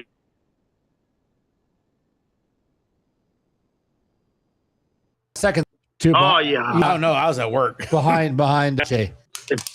Yeah. Vindigo, it's his name. Yeah, he went down there. And, he crashed out. Yep, oh, he crashed out. He had to get in the van to go to the hospital. Oh, no. No, that's no good. Nope, no good. So he's the guy, Picache's got it wrapped up. For sure. That's crazy. That's next level. But, yeah, I mean, but even being here on the Friday and seeing Isaac's crash, that was no joke. That was really bad. Right. That was. He hit his head like 3 times, man, in practice. Yeah, he was out. I don't think he's injured body wise, but his helmet was destroyed. Really? Like I can only imagine. Yeah, he wasn't going slow, dude. Like he hit the ground freaking going like Mach 10. Yeah, he was definitely going through the gearbox down the front straight. That's for sure. Like he was. Yeah. Yeah, he was hauling, and it just a little I don't know, whatever happened, gust of wind, like I said, or Ross cut across on him. Who knows? I mean, like they're looking forward, they're not looking behind them. So right. I mean, it's just, you got that right. And then you see him in the air, and he's got one leg out, and it's like, yeah. And then to hear him hit the ground, and you're like, yeah, that, and to sort of like land. Like hit the back of his head in a way too, like, and yeah, he was not good, and he was out. He was fully knocked out. That's bad. Yeah, I was at work and I was like, I seen that break. I was like, oh, Isaac just got stretchered off. I'm like, you gotta be kidding me right now. Yeah. Like, yeah, and you guys when you go that fast, when you do hit the ground, it's going to, dude. Well, it's bitumen. He hit the bitumen, like the corner where he landed. When he landed, if you look in the video, he's hitting basically the road at 60 k's an hour. You know what I mean? Yep. Mm-hmm. Like with no leather jacket, no carbon, no Kevlar jeans and all that. right. He's literally skin tight jersey with a bit of like maybe some elbow guards, some gloves, and fly pants. Yeah. With maybe some knee guards underneath, and he's hitting the road at 60k or 40 miles an hour. Right. I mean, that ain't no joke. He ain't going slow. No. I mean, shit. No. It's a whole lot of road rash, and if you hit your head, it's definitely a concussion. Yeah, and people don't realize. I say to people in our sport, like not me so much, but I mean, even when I'm at gates and I look at my, my Garmin thing, I'm getting up to, like 40 kilometers an hour, which whatever that is in miles. Yeah. Like I'm still serious. I'm Sean. Whatever, man. Come on. But It's probably because I'm heavier than you. It's that rolling resistance. out of the gate downhill, baby. 100 psi, baby. Yeah, that's it. PSI. Out of the gate That's all you downhill. Yeah, 100. That's it. The harder the Tioga, the faster I'm going. That's it, man. Like, yeah, and I've got a lot of ballast, Yeah. So. But, Yeah, it doesn't matter. You're still going fast enough that you hit your head. It's a concussion, and actually, it could affect your life it could affect you for the rest of your life. It's 100%. And we interviewed Brandon Tehiko, and he lost vision in one of his eyes. Oh, for a little, shit. like when not permanently, but when he knocked himself out the first time. Yeah, he's had that hard that he lost vision in one of his eyes until he sort of got to hospital. Oh, no kidding. I didn't even know that. I was watching his YouTube on Sunday here, back here in the States. And so, yeah, Trigo, he was giving like the whole rundown of like how to hit the lips and ups and the doubles. It's like,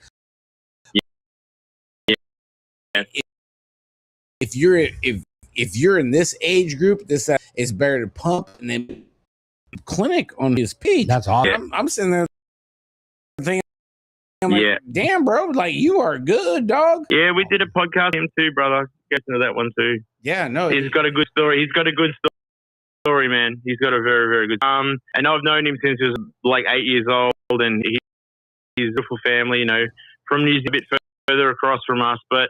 the thing is, he's just a good human and he's an amazing coach. But he's racing this week, so everybody in 25 to 29, Get ready. he's gonna be hot. Like, oof.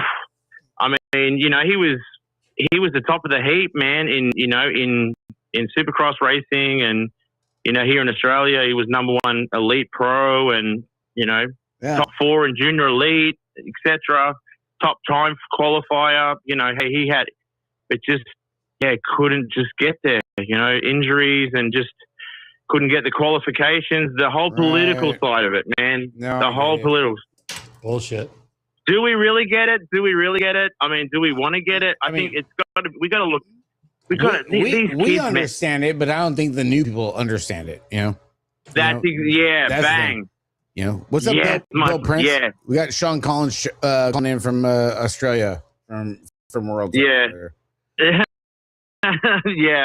yeah. Hopefully, I'm not treading on too many people's toes, but God no, Sean, no. There's no rules on this show. The chat is on fire. You know, everybody's intrigued with all the information that you're bringing down, Sean. Because most people don't ever hear this stuff, and we appreciate it so freaking much. Most writers don't hear this. I love you guys, man. You guys, you know, you sharing our stuff, Rick. And I love listening. Even you know, the side hack stuff is so cool. I love listening to that, man. And that's all you need over there now. Listen, you need some side hacks over there, brother.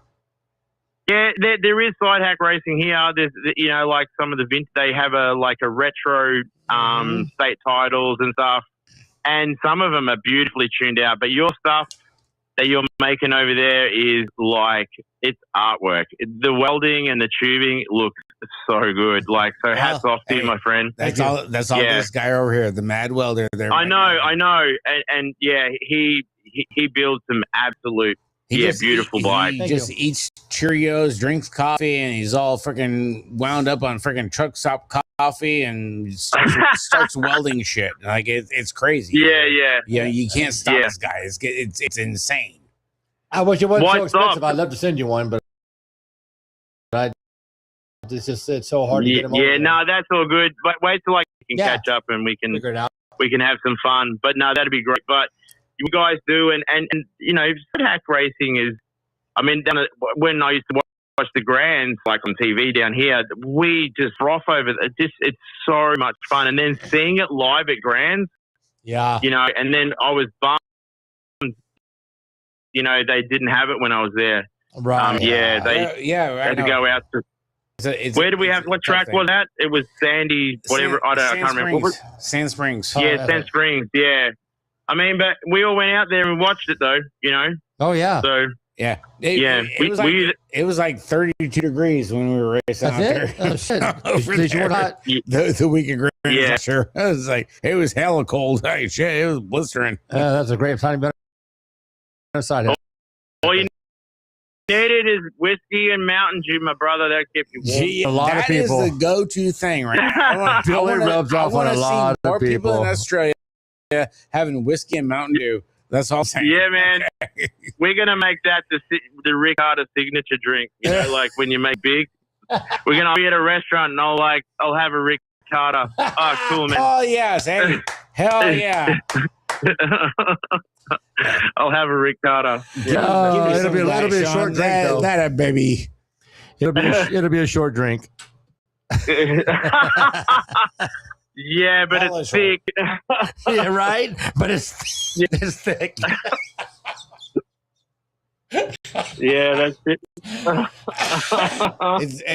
It's a hell of a lot better than the lettuce pandemic that we got going over here with Taco Bell, where they were having explosive diarrhea. I have no idea. That's all I'm saying. I don't need a Taco Bell, so don't worry about it.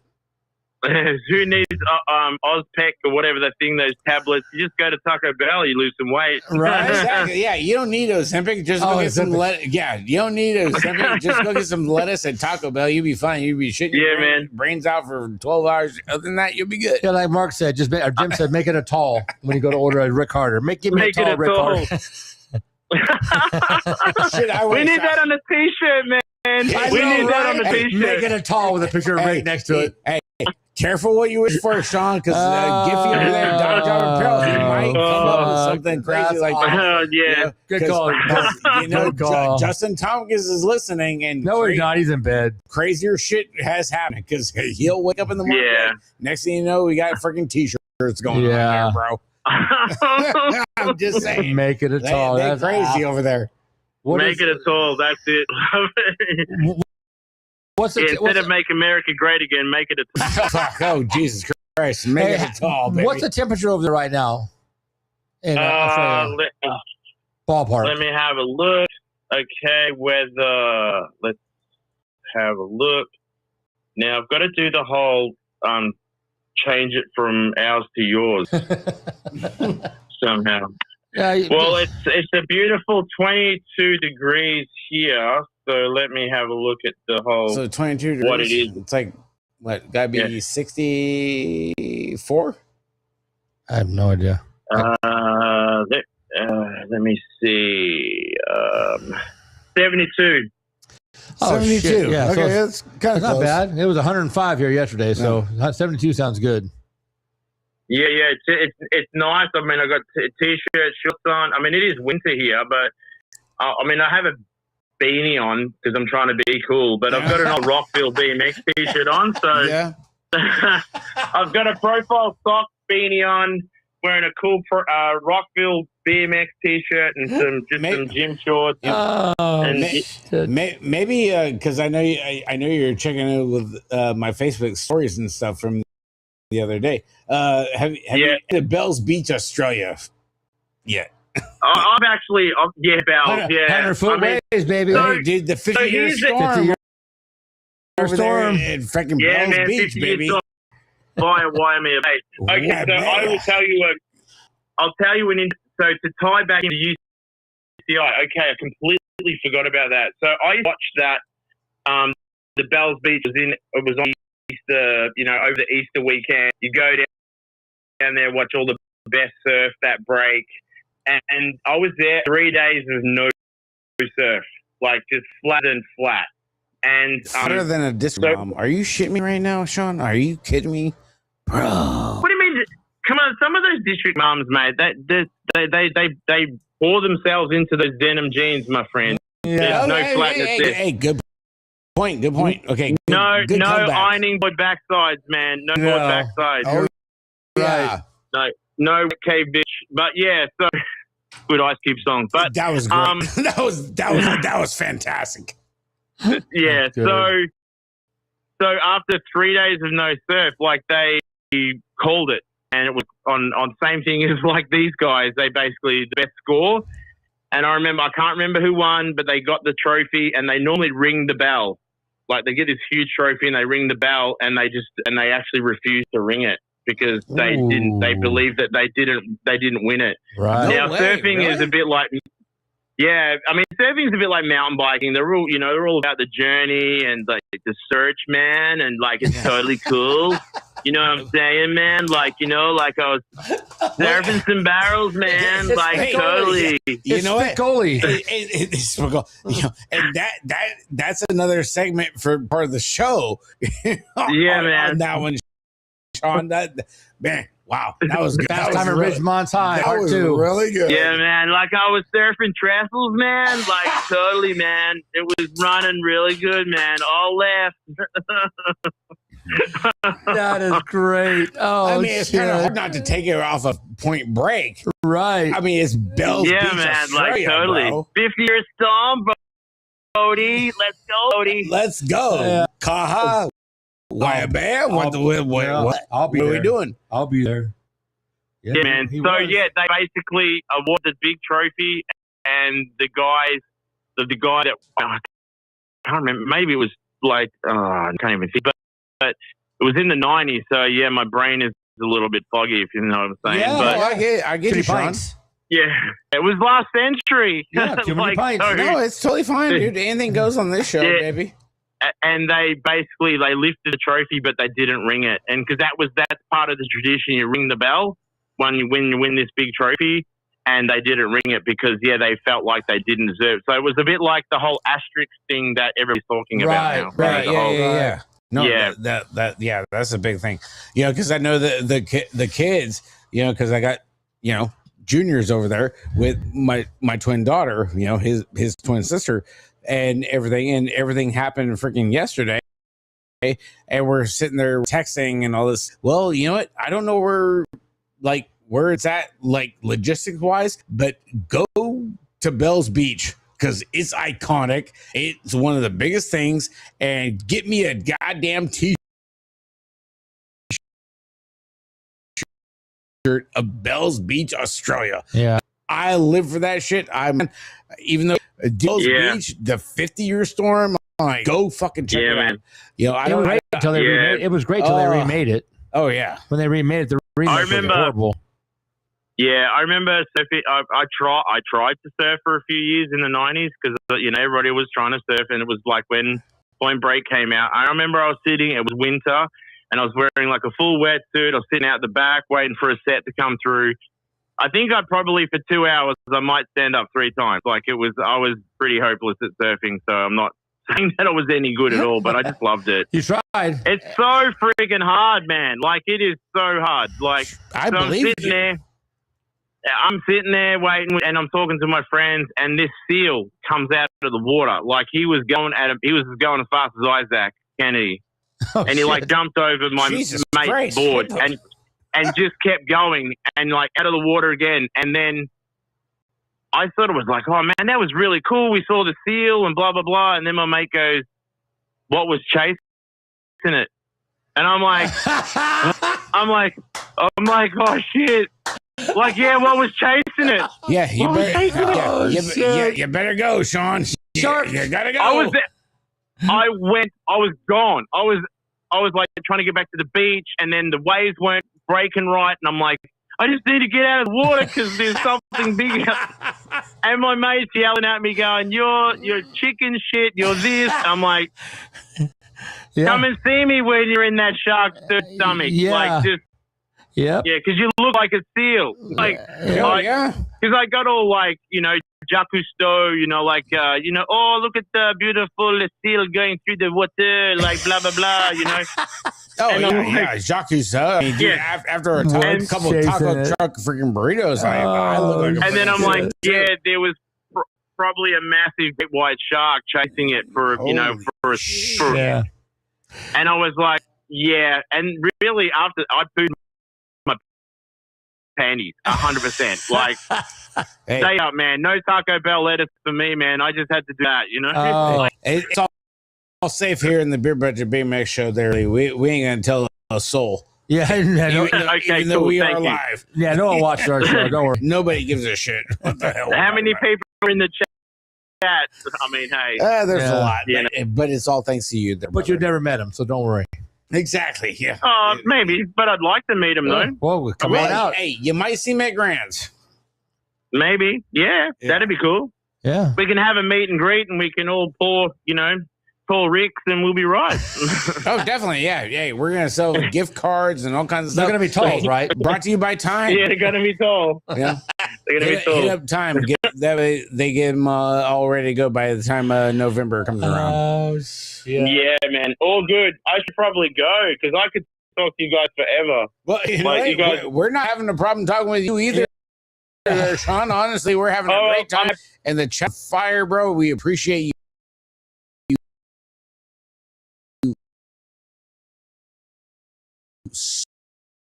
So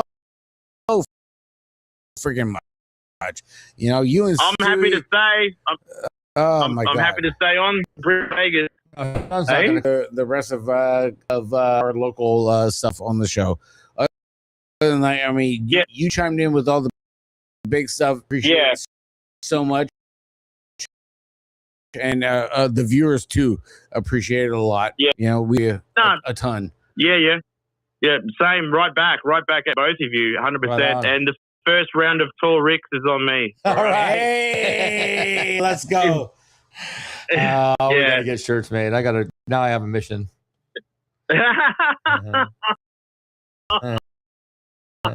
Love it. Yeah, man. Let's go for a surf, man. Yeah. Don't tip us. Good time, Sean. Yeah. I mean, especially at Grants, because there ain't no water. We can't go surfing over there, Grants. I don't want to surf. We can just surf for mums, though, man. We can just mums. Yeah. District mom. District mom. Just for district mom. I'm going to get into Tall Ricks and district mom. That's all we need. District moms are like, hey, do up and show out, bro. I'm talking. It's easy feeding right now. Oh, it's getting ready to be district mom season. Is it? Every animal in this country basically wants to kill us in Australia. So district mums are just, yeah, look, you know, us Australians, we're fine. Oh, damn. Oh, tequila over there in Australia. The one place I want to go for vacation, and I know that, and I've heard from everybody, everything over there will kill you. I'm like, well, now we got a few partners over there. I always said I won't go unless I know somebody. I don't want the bullshit. Yeah, no, you will love it here. I don't want the bullshit tour from the tour guide bullshit. I want someone who lives there. I'm kind of surprised though that tequila. I thought for sure would have been a little bit more whiskey on the Australian side of it. All right, that's cool. What's good is good, man. Hey, I'm all about it. I drink. Rick drinks anything. He don't care. Yeah, it don't matter. Tall Rick, short Rick. No, we drink bourbon. We drink scotch. We like vodka, gin. We like rum. You know, white or is it and you? Black. No, us here in Australia, man. I mean, I thought maybe it was just you. Oh well, yeah, for sure. Okay. And here, our beer will make your hair go curly. It's a lot stronger here, so yeah, you'll have to wear a helmet the first times that you drink Australian beer because you might get a concussion. I spent 2.5 years in Germany for drinking beer. Shit, I'm ready. Should be all right. Yeah, that's cool. Yeah. Were you in the military or just there for work? Military. Yeah, Ramstein, huh? Yeah. Well, hey, what's up, Cash? What's going on, dude? Yeah, I mean, but I heard that Australia beer is the same way, which is pretty awesome. Yeah, man. Thank you for your service too, man. Appreciate it. Thank you. Appreciate it. Yeah, awesome. Man. I do love your country. I really do. I love your country. Did you watch any of the FIFA, the soccer? I did, yeah, because I grew up playing football. Okay, football, proper football. Right. Yeah, we call it's called soccer here, like you guys, like soccer. Right. But I mean it's football. Right. Man, for me it's football. And I grew up playing it and because my family's basically English, so I just love it. So some of the games are so good. But I was talking to the Argentinian BMX team. They would when I walked back with the GoPro, they were down doing sprints near my car because it was like an open, because I was right down the bottom of the car park. Right. And I was talking to them. I'm like, you guys are going to win, man. You guys, for sure. Argentina, for sure. I'm like, I can't wait to see you guys play. I love it because I love how the South Americans play. Right. They play such a beautiful, fluid version of soccer. They do. It's beautiful. And it's just, yeah. And they make it look so, a bit like surfing, but they make it look so easy. Right. And I was like, yeah, and they're like, thank you so much. And I was getting photos with them and stuff. And then, I saw the game and, not so much fun. Yeah. Anyway. Spain kicked everybody's ass, though. I mean, the whole tournament. They were on point. I mean, they were on top of it for sure. But I know. Go ahead. It was good to see them there, and they were wearing their soccer jerseys. The Argentinians are wearing soccer jerseys and their world jerseys, so that was really cool to see. But yeah, South, the BMX, we got heaps of Colombians here. There's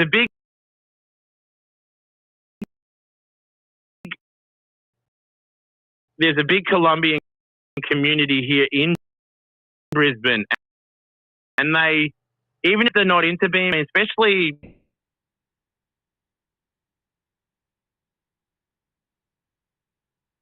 supported her at the World Cup. Well, I mean, it's Mariana. I know, right? I know. It's not hard to root for her. It's Mariana. Yeah. I root for her every time. She's got secret security, dude. She's actually my wife.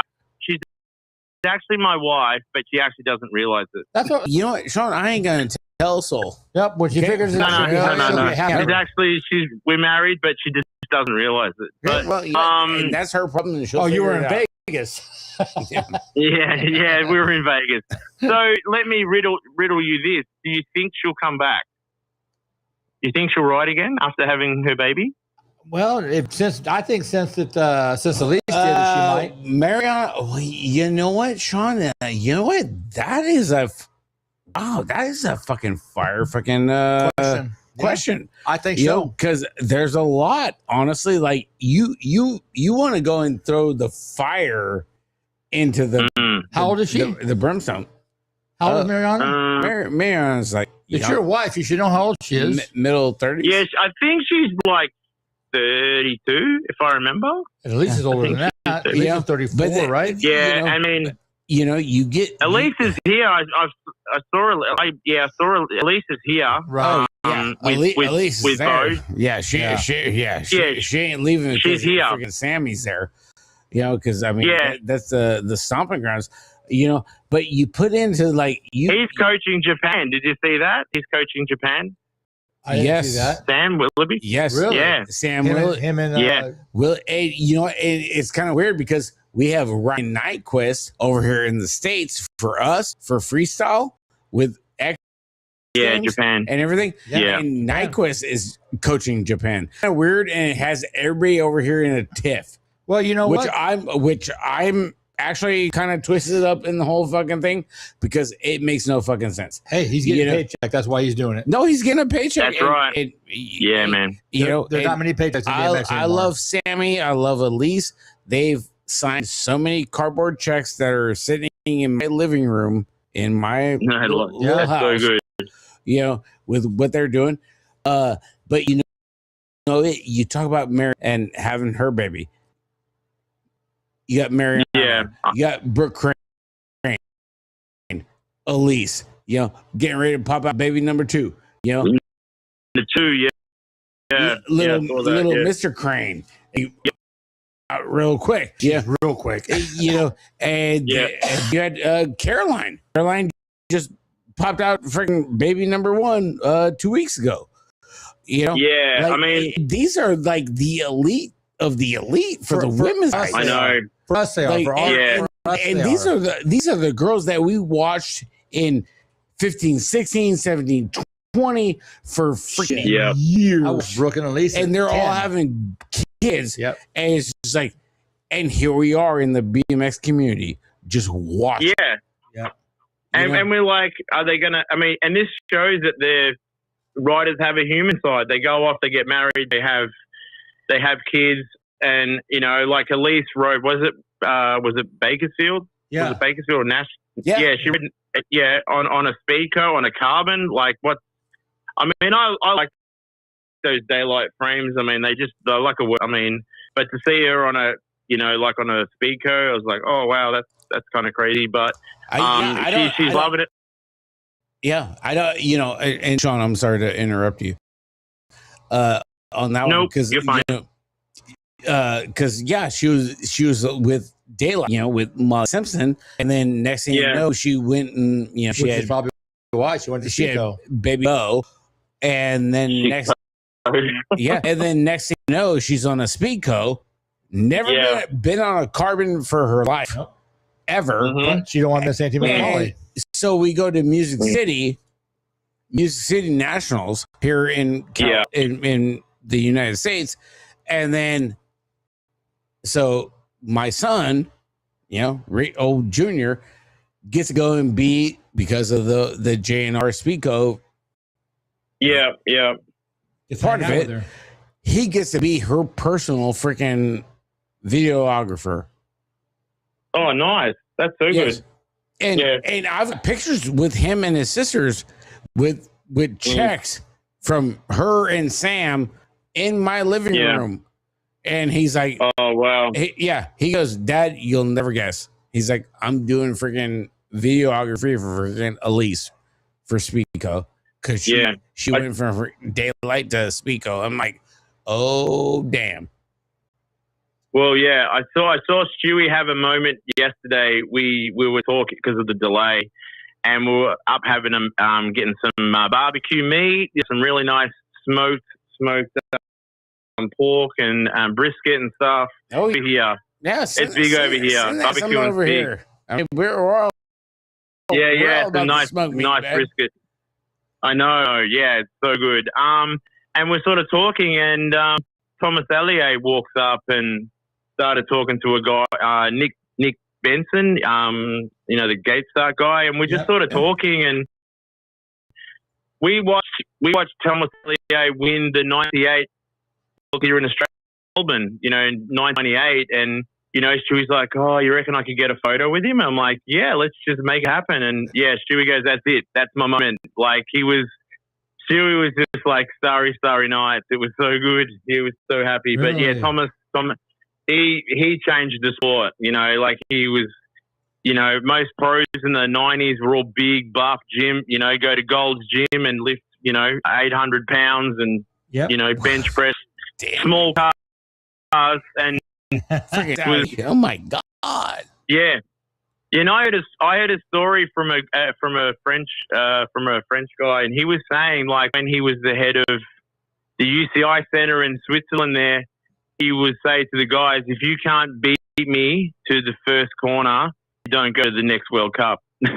He was because he's still so fast. Dang, are you shitting me right now? Wow. No, there's a true story. Yeah. I got it on good authority from someone. So yeah, Did you he see all used to make him like, yeah, I get it. and a lot of secret service of the podcast conglomerate. yeah. You see all the posts that Christophe Levesque's been putting out because of this world? Yeah, He's living in Bali now. He's in Bali. Really?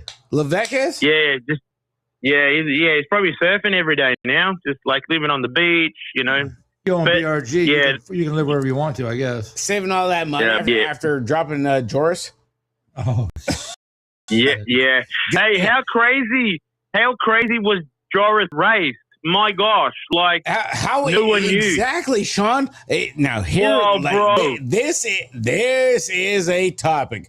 This dude, yeah, the GOAT, okay, George man. Gaudet, got broke off a handful of weeks ago. Like, he is stretchered. Mhm. He's in a halo. He's in a whole bunch of shit, and just got back on the bike a week ago and shows up at Worlds. Are you kidding me right now? It was crazy because he rocked up. He had no number plate on his bike. He was wearing just a plain red jersey, no name on the jersey. Oh, yeah. And he was like under the radar. Now, I didn't really think much of it, but I kind of like confused. Like, I'm like, but that's John. I saw him. He was like sucker in hospital. Like really like severely banged up. Like he grenaded. Like, he blew the shit. He was a couple weeks ago. It was like the Steve Austin man. We can rebuild him. $6 million man. Exactly. Hey, we're crushing beers. Austin 316. Hey, Steve Austin, bro, the original one. I'm telling you, Jim, the original one, man. Come on, man. Joris Daudet, man. Lee Majors all day long. Yeah, this guy Lee Majors all day long. Exactly. Like, holy shit, man. And then he shows up after being on a bike for a week, and and then yes. You see the post? I know. It showed the picture of him smiling. Yeah. He goes, "This is my face," smiling like a mother. Yeah. I'm like, yeah. Yeah, and so the first moto, he like pulls out of the gate and then just turns off the fuelers.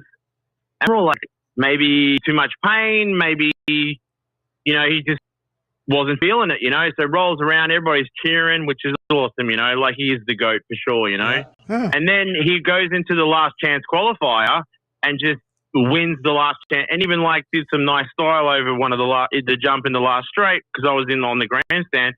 And I'm like, that's impressive. Like, he looks so good. And then obviously he ended up going out. But I was like, how is he doing this? Like, is it a stuff? Exactly. Like, where the fuck are we right 35 now? Like, 35 right now. At 35? Yeah. Shit. Okay, I'm pushing 50. Damn, he looks so fucking sweet. And it was just like, bro, I know. you're just out of a freaking hospital bed, and you're just like, Yeah. showing up to Worlds. Yep. Baby, He probably let's just go. still was picking.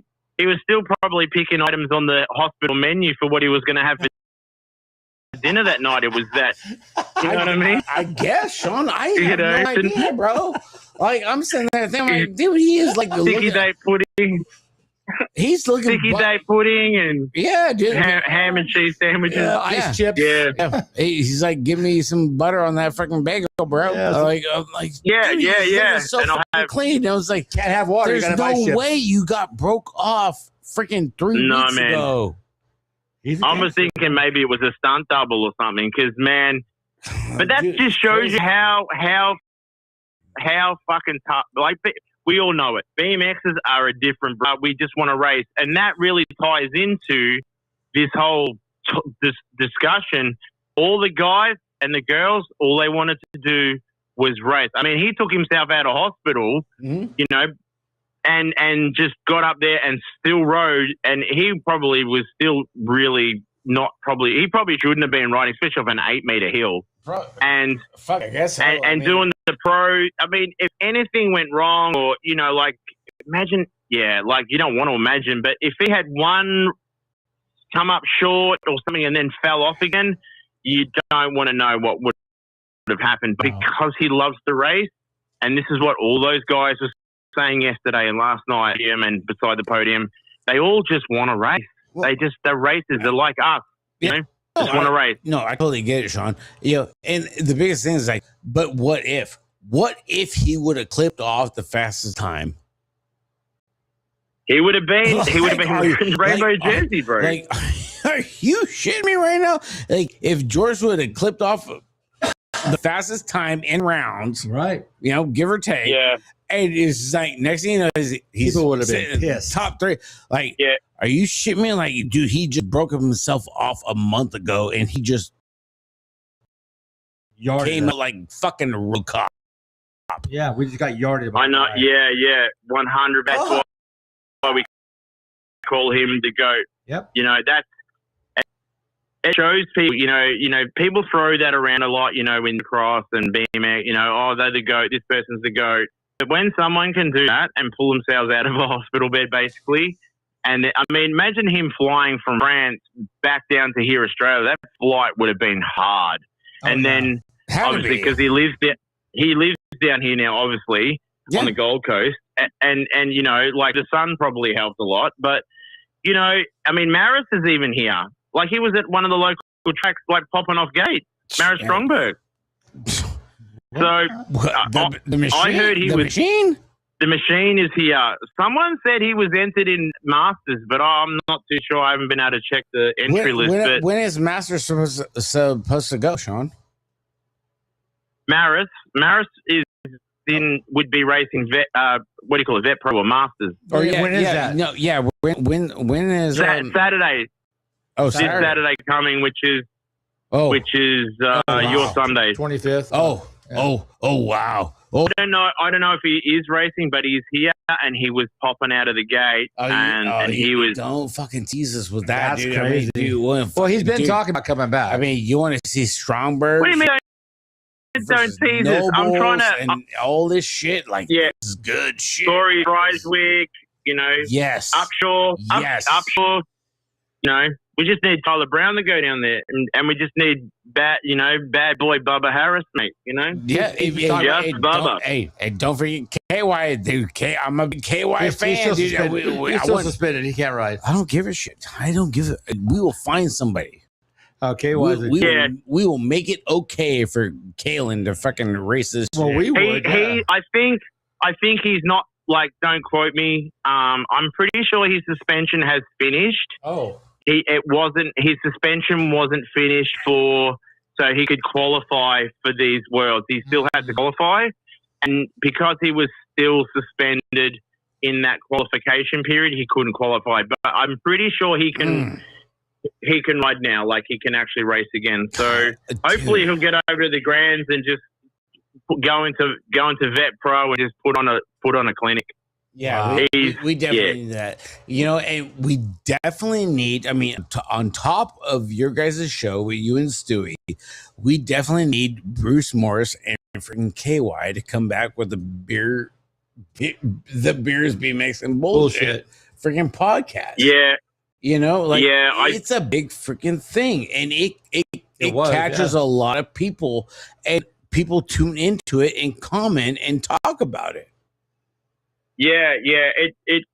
I think they got a little smack on the hand for some of the things they said. Oh, hey. Yeah, I mean, I don't want to, because I don't want to get a smack on the hand, because I mean, I couldn't take a GoPro in, so that'd be like strike two for me. But like, hey, I've had smacks on the hands from USA BMX, and like not UCI, but you know. Yeah, and no, I mean, the thing is that, I mean, they were doing a good thing, and look, you know, Kalen works in the mines, and you know, he's, you know, whatever he's, you know, 7 on, 7 off, whatever they do, and you know, Bruce is building a new house in a, you know, in a different area, you know, so they probably the timelines don't meet, but I mean, they did say they were coming back, but Kalen gave me his blessing and said he loves what we do, so I mean, you know, shout out to Kalen for those kind words, you know. I love what you guys are doing too. Yeah. Thank you. And right back at you. Yeah. No, it pays a lot to have both of you guys doing shows, you know, with him and Bruce and the BMX beers and bullshit freaking podcast that they had going on. It was I'm like, damn, like fuck. I said, like, man, dude, freaking coming in hot, dude, with the because they give a BMX part of it. You know what? It fits into our wheelhouse. 100%. The sport needs it, you know, especially with you and Stewie. You know, we need with Justin Tompkins, they're all things BMX. You know, we need to be able to talk about this stuff that 100%. Because it's important to us. And the thing is, I even had Dale Holmes reach out and said, hey man, you need to get your potty fired up. It's a good one. So I even had Dale Holmes reach out to me, which is kind of, you know, that's kind of tripped me out a little bit. I mean, I talked to Dale. Yeah. I mean, look, if you got Dale, I'm not trying to drop names or anything like that. Because I'm just me. I'm just, you know, little old me down here in Australia. But for whatever reason, I've made some friends with some pretty, you know, cool people like yourselves. And I think it's just, you know, I'm just being me. But he reached out and said, hey, you know, you need to get that podcast fired up over this. And because I commented, you know, on Jay Rich's post that he posted up this morning for our time, and that was freaking epic. That was great. So yeah, and then, you know, Justin reached out to me and said, hey, you should reach out to Rick, and I'm like, yeah, hell yeah, let's make this happen. So I love this sport like you guys, and I'm very protective of it, and I don't want to see our riders, young and old, and everybody in between, get fucked over. That's it, you know. For sure, Sean. Honestly, that's the honest truth. I think, you know, hey, that's just kind of how I feel. I'm very passionate, and I just hate to see our riders just getting messed around. You know, it's not fair. It's not fair by an organization that doesn't give two, you know, doesn't give two fucks. You know, you know, bad language. I know, bad language alert. But yeah, I guess in a way it makes me, you know, I get pretty grumpy about it, pretty shitty, or whatever you want to say. It does, because I love this sport so much, and we look up to these guys, and they put their lives, their bodies on the line, like legit, like we were saying, you know, falling on the road at 60 kilometers, or, you know, like whatever, 55, whatever, it hurts. And, you know, sometimes they get carted off, and they've got to pay all their own medical bills, some months of rehab, and, you know, like, just don't get paid shit. And don't get paid shit. That's right. And then they've got to fill out all these forms to get the insurance. And I mean, I know how hard it is for you guys over there with health insurance and stuff, but imagine trying to be a full-time rider, you know, just like it's just crazy. Yeah. But you know what, Sean, honestly, you should really reach out to Dale. Dude, Dale Holmes, telling you, like, he will put together a freaking awesome show.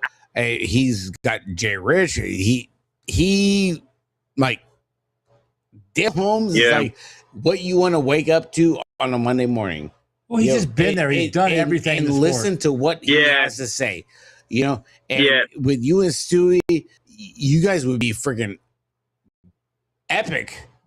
On his show for his podcast, and it would just it'd be that much Yeah. better for the BMX community. The bad thing about it is he still rides just as well as he used to. I know. At Dale's- Dirty Fest, Yeah, he kicked my ass at Dirty Fest. I'm like, I don't want to race him. Yeah, Shit. don't even talk about it. Yeah. He had everybody but the covered, thing is, bro. it's good to see him enjoying the sport Yes. for what it is again. Yes. You know, after being at that level, you know, and being a part of the firm, you know, GT, Yeah, you know, and that's such an iconic thing, winning a rainbow jersey for him, and then doing all the other mountain biking, four cross, all that, but then being so disillusioned with the way it was being run and then step away. Like, he didn't really ride for, you know, ran the free agent team, and he's always been so professional. Like that free agent team, you know, with Maris and you know, Besserine and, you know, all those even, you know, that was, you know, Connor Fields and all that sort of back stuff, in the and day. and good old Carl Bennett, you know, number 88. Carl Oh, Bennett. yeah, dude. KB? Yeah, KB boy. Yeah, you know, we love him here in Australia. Yeah. But like, shout out to Henry. But yeah, like, No, yeah, man. Gus said to me, he goes, "You're more American sometimes than some of my American friends." He goes, "You could just come over here and work a profile. There you go. You know, live in Tampa." No, Yeah. You, I do. I love your country. hey, dude, you and Siri with freaking Dale Holmes would be a freaking epic podcast. Hey, I love what Dale Holmes has been doing. His summer camps and everything that what he does. Like, Yeah, man. He has Vans locked in. Like he's giving he's giving kids shoes. Right. And it's pretty awesome. And he's professional, but he has so much passion for the sport. After like stepping away and being disillusioned with it, he's come back and now he's riding. He's doing these, you know, Dirty Fest, and he's riding like, you know, some of his old race bikes, and he's enjoying for what we all started for, you know, like jumping, and we all did it because we loved about the rainbow jersey when we were kids. No. You know, we weren't thinking about that. We were just happy to hang out with our friends at the track and jump or dig trails in the woods or whatever, you know, and now Dirty Fest is just, you know, a big catch up to how it was back in the day, just talking shit, riding your bike, having fun, heaps of laughs, nothing serious. Right. And just getting to see some rad ass stuff.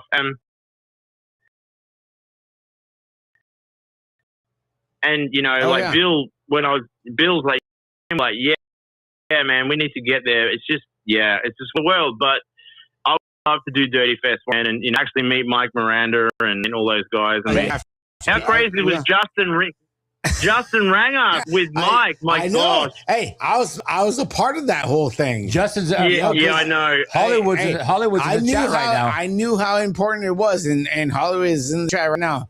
Checking in from Arizona. Yeah, and you know, I do because I record and I play it to my friends. I said, like, I'm legit now because I'm related to Mike Miranda, and they go, "No, you're not." I said, "Listen to this," and they just laugh at me. I'm like, "See, he said."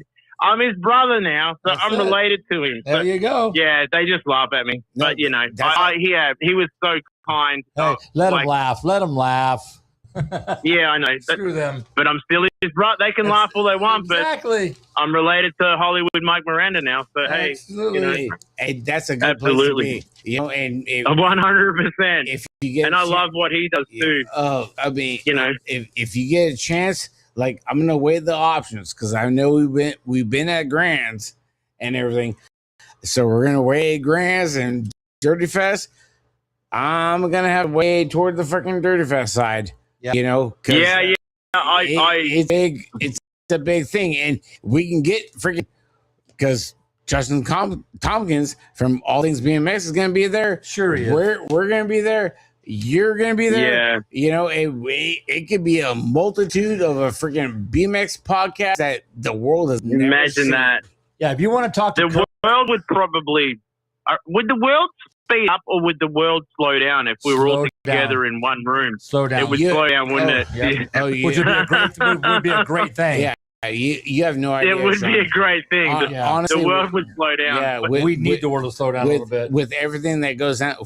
We need the weekend at Dirty Fest just to slow down. Yeah. And I think so big. I've done Grand, and I'm happy to say that. But Dirty Fest just looks like another level of just awesomeness, and I know that I would have a blast there. I know for a fact. If you want to talk to the new pros, you go to the Grand. Do you want to talk to the old pros? You go to Dirty Fest. I mean, that's just And I mean, when I was at Grands in 2022, I spoke to Pete Lonkarovich and Eric Roop and Harry Leary, and I'm like, these guys were on my wall in the 80s. So 100%. That blew me away. Like, that fully blew me away. But then Dirty Fest is just next level. And I mean, I even had, Crazy Ronnie Anderson, who's in your chat all the time. Oh, he started following me on Instagram. Uncle Ronnie. Really? Watch out, dude. He started Uncle following Ronnie. me on the gram. I'm like, no, man, he must have. It was an accident. He must have. It was an accident, man. If you know, like, oh no. So like, he's probably like, oh, I need to delete him now. But nah, I'm kidding. Nah, it's that's how cool our community is. We all connect in some crazy ways. So big shout out for following me on the gram. Yeah. I love it. But Dirty Fest, like Bill says, to me, he goes, you need to come. You're gonna love it. Bill Ryan. Yeah, I spent 2 days with him on my last trip. Me and Shane, my friend, my best friend. We spent 2 days up in Apple Valley and just talking to Bill. Like, Shane had a really long relationship, bringing in Supercross and stuff into Australia. And I mean, I've been riding Supercross frames for probably 15 years now. And Bill's been really kind to me. Bill's been really kind to me. Solid. Yeah. And he was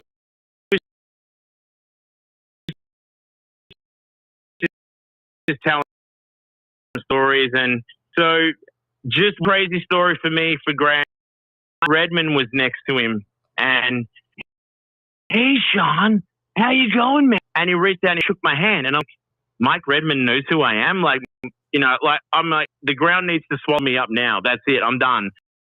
Like, have you washed your hands since that? Yeah. Or what? No, I have. And I'm like, what's that? He goes, you're the Aussie profile guy, man. I love what you do, man. Keep doing what you do. It's so awesome. And I'm like, I'm still now, all this time, I'm still trying to compute, like 4 years later, like, how did he know me? Like, and then sitting in the profile truck with Gus and Mike, just listening to them talk so. Yeah. And then, because I ride for profile. So I'm really, really lucky in that aspect. So I reached out to Kalen, going back to Kalen, and Kalen and Mike have a beautiful history together. And I reached out to Kalen and I said, hey, man, I'm here with Mike. So they got to speak, through Instagram or whatever. And Kalen was speaking to Mike. So I got them to connect. And Kalen said to Mike, hey, man, I'll be next year. I'll be Grands next year. And we lost Mike, and Kalen was devastated. We sort of spoke about it, and he really missed him. He was really spewing it. And Bill gave me and Shane these little embroidered emblems, Forever Mike Redmond. These little things they got specially done for friends of Mike. Yeah, I'll send you a photo of it later, Rick. Yeah, and it was really special. But it was really special. But I mean, Bill said to me, you're part of the family now. And I'm like, oh my gosh, like, that's crazy. I'm just a crazy old BMXer, man. But hey, dude, he said, it's Redbone, dude. Redbone. We all miss him. Redbone is, that's our guy. That's funny because Al Roybal I was with Al Roybal this week and we were talking about, he goes, and still is the voice of BMX. He's the voice on the 100. And every time we hear that, okay, riders, random start, yep. Riders ready. Yep. Watch the gate. I nearly got it. Yeah.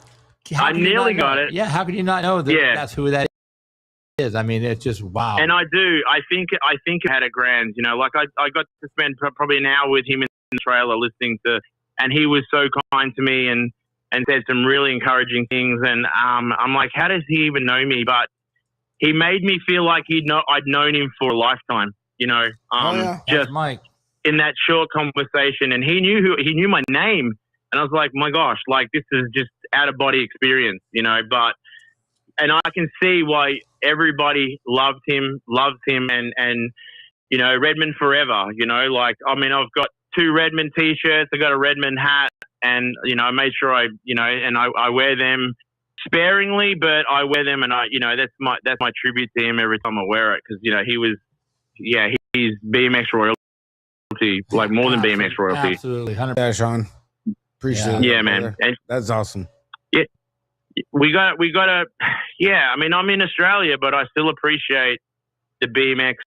You know what you guys have done for our sport, and you know, I read BMX action backwards and forwards, and like I remember sitting there for hours just staring at one picture. You're like, I need a GT Pro Series. I need a GT Pro Series. I need, and, you know, I need, you know, Tommy Brackens, man. Tommy Brackens was the ad with Tommy Brackens with the Pro Series. He's where it's a white Pro Series. He's leaning on one knee. He's holding the bars. That's how much I remember that ad, and I'm like, I need a Pro Series. I need a Pro because that went to his twin brother, freaking. That's Mike Hollywood. Brenner. That's Hollywood. That's Mike Brenner's brother.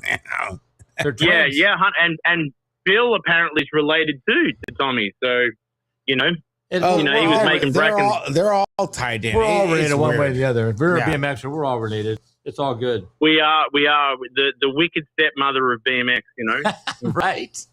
That's for damn sure. That would have been Mike Redmond. He would have been the wicked stepmother of BMX because he didn't take no shit. and he kept us all in line. And absolutely, he was never in line. He got suspended more time than anybody. But you know what? He kept everybody else in line. He would keep you out of trouble. Yeah, but he was another storyteller. When he commentated, he told a story. You know, 100%. and you listen, and you know, sometimes stuff pops up on Facebook. You know, memories of him. You know, grands or just even, you know, World Cups even. And you hear the way he talks about riders and gives them nicknames, you know, like, you know, Jack Davis, what is it? Speedo. You know, like just, the Herminator. Just nicknames. The Terminator, you know, like, the the Herminator. Yeah. I can't believe that guy ran a 43.16 off an 8-meter hill. I just can't. Oh, I remember reading that in. Yeah. God. David used to run a 43.16 off an 8-meter hill. Like, what is with that? I remember when he raced for Answer, Factory Answer. My best friend's son was on that team, and David come walk. He got done with his Meyer motor or what it was. He came walking out of the trailer in a pair of shorts and a pair of Vans, and this fucker looked like a goddamn lollipop. I'm like, how in the fuck do you go so fast? I mean, he was skinny, small. God, he could spin a fucking bike. Good Lord. Yeah, man. Spinners are winners, apparently. But off an 8-meter hill, how do you pick up that cadence? I have no How idea. do you pick that up at the bottom of the hill? Okay, cool. I'll just pedal it. That's what level. Most of us go OTB at that point because we can't keep up with the pedals. Oh, mate, I'd be valve bouncing, like fully, like the tappets at the top, no oil at the top of the engine, just tapped out. Like Done. Yeah, done. I'm out. Just wax. No oil at the top of the engine. The tappet's rattling hard. Tap, tap, tap, tap, tap, tap. I'm done. See you later. Call the tow truck. Yeah, but no, those guys, you know, like, I mean, even, you know, Joey Bradford. I mean, like, he was the same, you know, like he was. Joey Bradford was gangster back on. Mikey Day. I mean, Kyle Bennett. Mikey. You know, all those guys. Kyle Bennett. Oh, I saw Kyle Bennett race here twice in Australia, and it was a privilege. He was one time on free agent. Yeah, and one time when he was on Nerve, you know, just after GT folded. That was a long That time was ago. 2003 here in Australia for our world titles in Perth at the Burwood, and he was on Nerve, and he won that year. Yeah, he won the jersey. That's crazy. Yeah, it was Nerve. Yeah, a lot of people don't remember that. Hey, that was the whole, let's try and get GT back. Yeah, right? Yeah.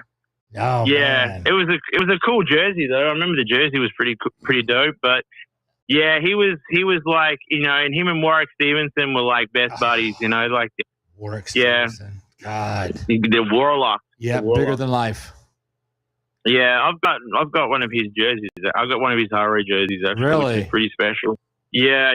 I'm very lucky to have that. But just Kyle Bennett, and like staying at Gus's house, he had like one of Kyle Bennett's big cardboard checks in his son's bedroom, and I'm like, oh, And for us, like that stuff.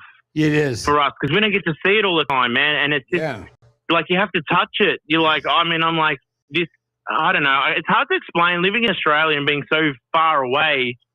And when we see pros and all that and stuff like that, the checks and jerseys from your part of the world, we just go all gaga over it because it's unattainable for us. We just don't get to see it, you know. And it's no different. And me, I mean, really, it's really not. He's lucky. He's got Brooke Crane, Elise Post, Sam Willoughby checks, the big checks hanging up in his fucking living room. It's wallpaper in his house. Yeah, and I mean, even yours. And he's had them forever. I mean, so I've seen him ever since I've known him because they used to be in his garage at his house, but now they're inside the house, and I'm like, and you look at him, and at this point now I look at him, I don't really pay much attention to him, but if you think about it, it's pretty awesome. Mm-hmm. Especially because they gave it to the kids. The kids these kids got them and brought them home. Yeah. They're not going to take them with them to college, you know, because they're too cool for that shit. So yeah, but the thing is too is that's like a time capsule, isn't it? That's a moment in BMX history right there in your lounge room. It's a time capsule, and we need to hang on to that. Yep. We're going so fast, and you know the sport has evolved. So you know carbon and disc brakes and all this, which is awesome. I love it, but that stuff and still talking about Kyle Bennett and you know Herman and you know the Herminator and all those guys. We still need to. They played an important part. Mikey Day, you know. You know, we need to remember all those guys, and even further back, you know, the guys and you know the Lumberjack, you know, Gary Ellis and you know Greg Hill, Gary Ellis, all those guys.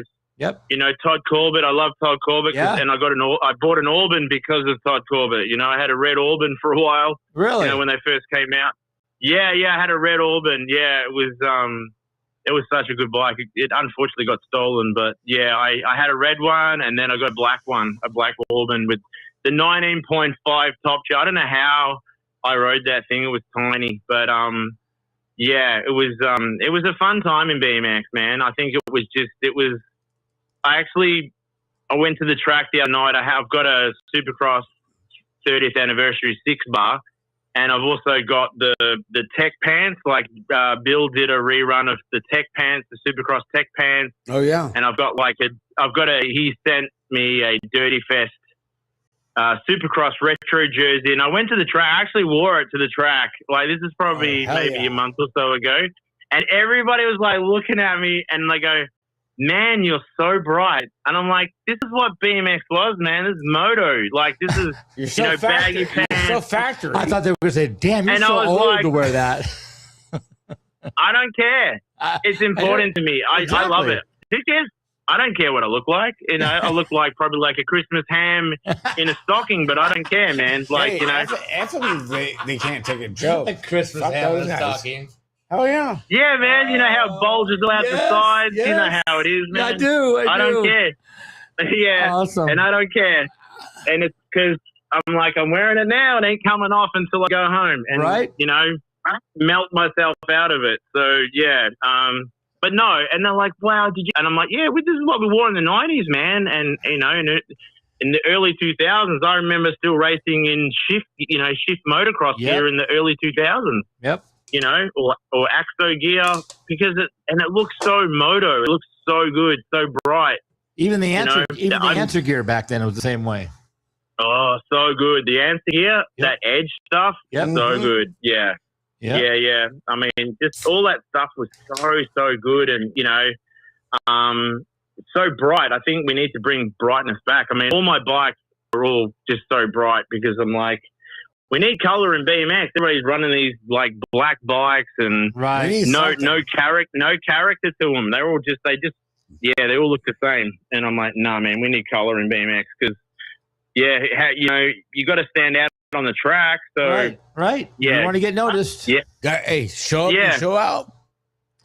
And if you can't be factory, look factory. There you go. But that's what I'm saying, Sean. It's kind of funny. We still get to watch Donnie Robinson ride. He runs a track near us, you know. And I saw him win the Worlds, man, here in 2009. Right at the indoor here in Adelaide. Man, he is such a nice guy. I met him, and he's a good guy. He's such a nice guy. Oh, dude, he runs a track about an hour and a half from us. Really, something special, that's for sure.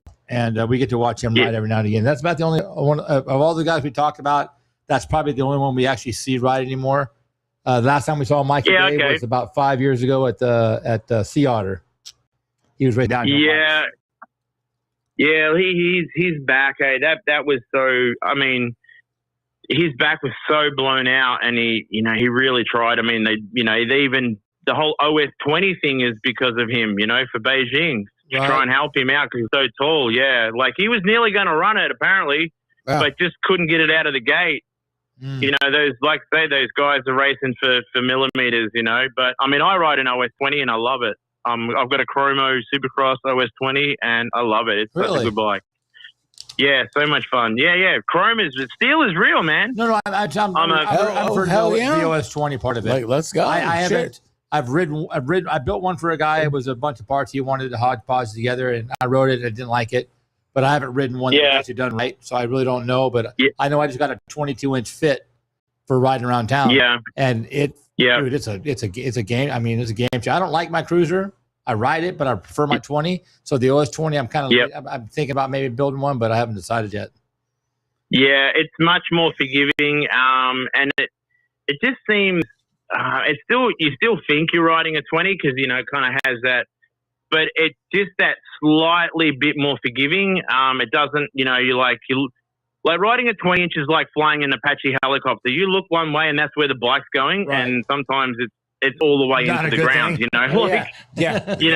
up, and then you're. That's for sure. You're auto cycling into the ground. Next minute, you're like, oh man, I'm feeling really good. Jump this, and next thing you know, like I'm on the ground. How did I get here? It's because how did I literally? Because sometimes when you crash in BMX, and I mean, people in the comments or whatever, it either happens in slow motion, is like, and you're like, okay, any minute now I'm going to hit the ground, right? Right. Or you're in the air, and next thing you know, there's no middle stuff. You're like, I'm on the ground. Like, how did that actually happen? Like, and did anybody see what happened to me, man? Because I don't know how it got here. Like, is my bike okay though? Like, that's all that matters. Right. Like, first rule of thumb, is my bike okay? Well, hell, is my bike okay? Yeah. I get people like hitting me up like, hey, how did I look? I'm like, how did you look before you freaking grenade? Yeah, that's it. Like, what do you? The best part is you looked really good in the car park when you were getting ready for BMX, but now after that you didn't look that good. Shit's all torn, helmet scratched. For sure, Sean. Like, man, that's it. No visor, gloves are ripped. Yeah. Right? Yeah. Man. You want me? But you get out of the car and you're like all freshly pressed. You got got the softener on your jersey because you want to smell good. Just for the district moms. All that. Got to put some Mr. Sheen on your helmet so it pops a bit extra. The lights, under lights if you're doing gates, that shine off the helmet, looking good. And then you eat shit and you're just covered in dust, a bit of blood off the elbow, and you've got to do the walk of shame back to your car. You're like, oh, what happened? Oh, I just ran out of talent, man. Like, don't worry about it. I'll be right. I'll go home and have some ibuprofen and have a cup of Tall Rick. I'll be all good. Yeah, get a Tall Rick and you listen to get a Tall Rick in here. That's funny because I'm listening to KY and be like, hey, don't be a cunt. Yeah, right. And in February, I did the same thing. I went out to the track to practice. I thought I was golden when I got there. And I wrecked and shattered my fucking wrist. I'm like, well, I don't look so golden now. I'm all dirty and shit. I'm like, fuck. At least no one here to see me at least. But fuck this. Yeah, at least you don't have to sit on your hand to make it go numb. You know what I'm saying? Right. If you know what I'm saying. Yeah, because hey, nobody wants to know the fucking stranger. Okay. Oh, big shout out to Nicolas Cage and Gone in 20 Seconds. Gone in 60 seconds. Yeah, that's exactly right, man. Exactly right. Wow. Yeah, if you know, you know, my man. If you know, you know. Yeah, just rub it out. Yeah. We've all had lonely nights, man. We've all had lonely nights. Yeah. Hey, Sean. Thank you so much for calling in, bro. We appreciate you so much, and cannot wait to hear you and Stewie's rendition of what is going on over the Worlds. Bro, Yeah, man. love you, brother. I'm so sorry I took up so much of your show. Don't I be. Don't be. apologize. This is awesome. Yeah, no, you don't have to be sorry for nothing, dude. Hey, people, trying to find people that have our same opinion is hard. This is great. Yeah. This is fantastic, and we well, appreciate you so much, bro. No, right back at you, fellas. Thank you for being. This is awesome. It was like a catch up. We hadn't seen each other for a while. You know, you just come back from vacation. So what did you get up to, man? Right? Yeah, yeah, exactly. We're just sitting in the backyard, flipping some burgers, drinking some tall ricks, and we're just talking about what happened at the Worlds. And this is what we're doing. We're just shooting the breeze underneath the porch in the backyard. Yeah, for sure. Yeah, totally. Just get some tall ricks. Yeah. Oh my God. Keep those tall ricks coming, baby. Hey, this is a tall rick right here. Yeah. Yeah, cool. But the tall ricks, you're freaking going. That's good. Yeah. We got a whole new thing just because of the tall ricks. God damn it. The tall ricks. But ricks. happy to come on anytime, guys. But you guys stay safe and just keep being cool, man. Just too, buddy. Just be yourselves. I love it. Awesome. Thank you, cool. Sean. Big shout to you and Stewie, and big shout to you guys on your next show. And hope everything comes to fruition for the rest of the week. You know? Yeah, no, thank you, man. So. And I'll keep you updated, and I'll send you some cool photos, right? Yeah, let us know how you do. Yeah, definitely. So, yeah, cool. And make sure you go and find the boy, because he's got a whole bunch of good stuff for you guys. Smack him around a little bit. Oh, yeah. For sure. We'll give him some coaching tips. There you go. Do it, Sean. That's my book. Yeah. That's what's up. Hell yeah. Sweet. All right, boys. All right, man. Stay safe. All right, Sean. Stay gorgeous. Thank you, bro. Stay gorgeous. You know what, baby? Right. Thank you, brother. Bye. All right, later. Bye. Love you guys.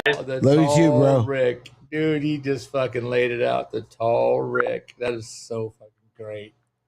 Oh, I got to come up with a good idea now. Wow. I got to figure out something.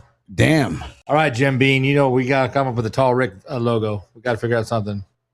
Whew. Mike, how's Sierra's golf swing going? Huh? Wow, I was right. That was fucking awesome.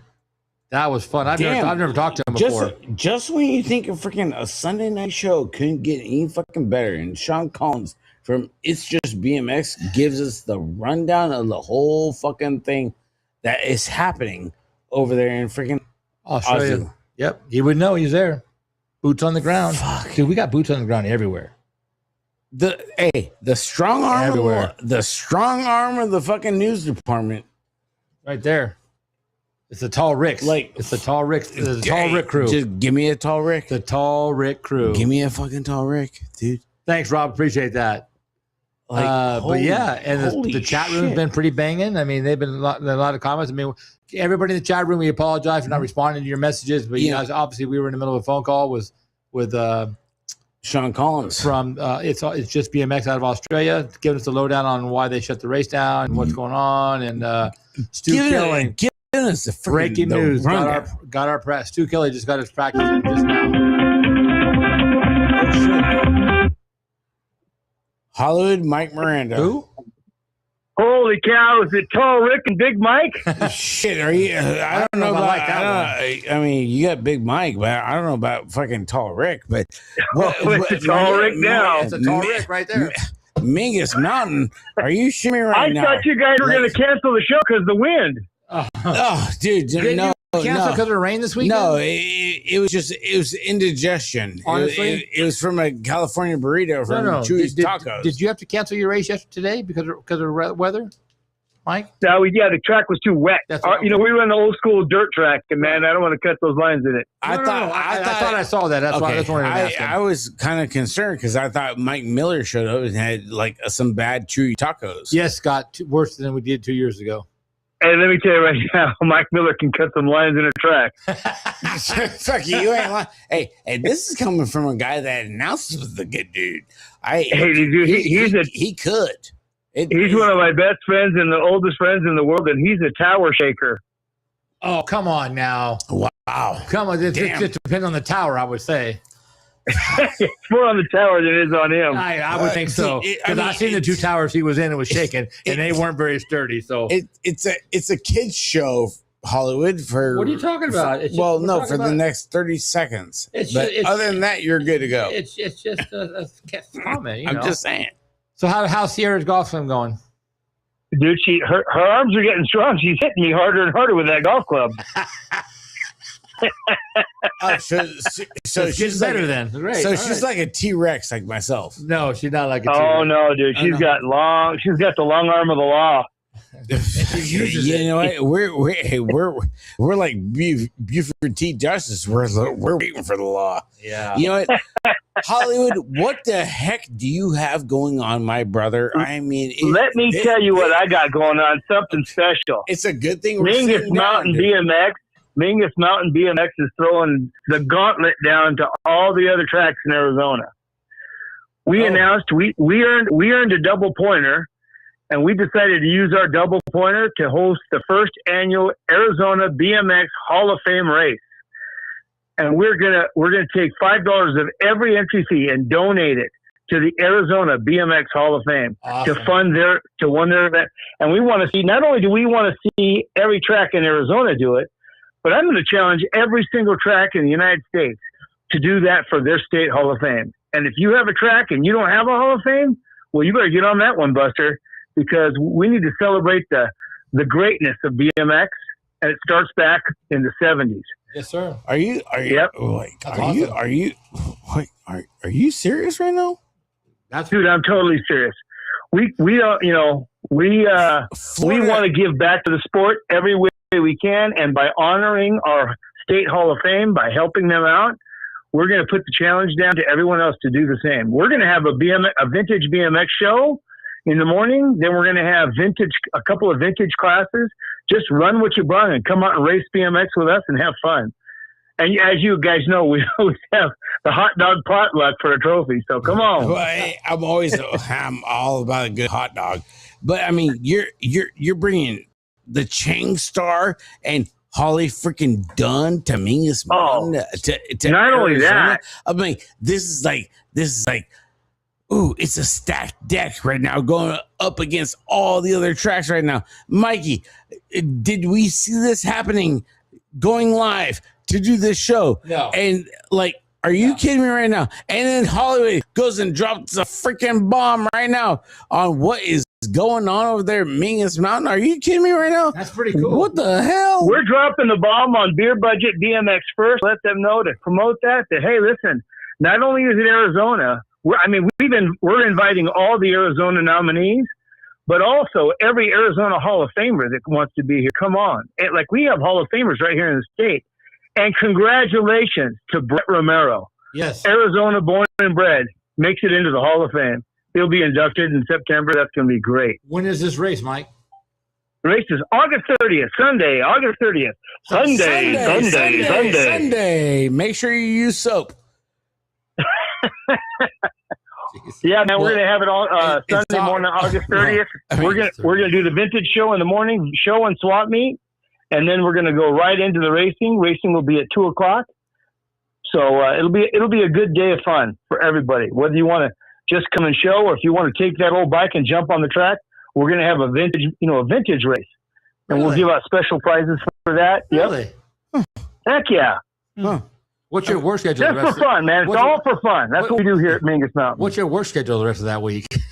I mean, I ain't gonna drive all the way down there and turn around and come home. So yeah, I mean, hey, where's that? How far is that? What's Petaluma to Mingus Mountain anyway? That's got to be about 11 hours. At least it's got to be. Yeah, it's 11 from here. It's a tall freaking order, But you know what, Hollywood, you don't freaking stop, bro. No, sir. You sleep. You were just in freaking Michigan with Redline Rob Lane for one of the biggest vintage BMX weekends that they've ever had an experience. Okay? Hey, brother, you know why we do it. You know why I do it. Yes. My job is to spread the word, man. I'm Johnny Appleseed of, spreading the word. That listen, the big word is, yeah, BMX can be fun again. You can make it fun, and you can feel great about everything. But the number one story is, hey, you're part of a family.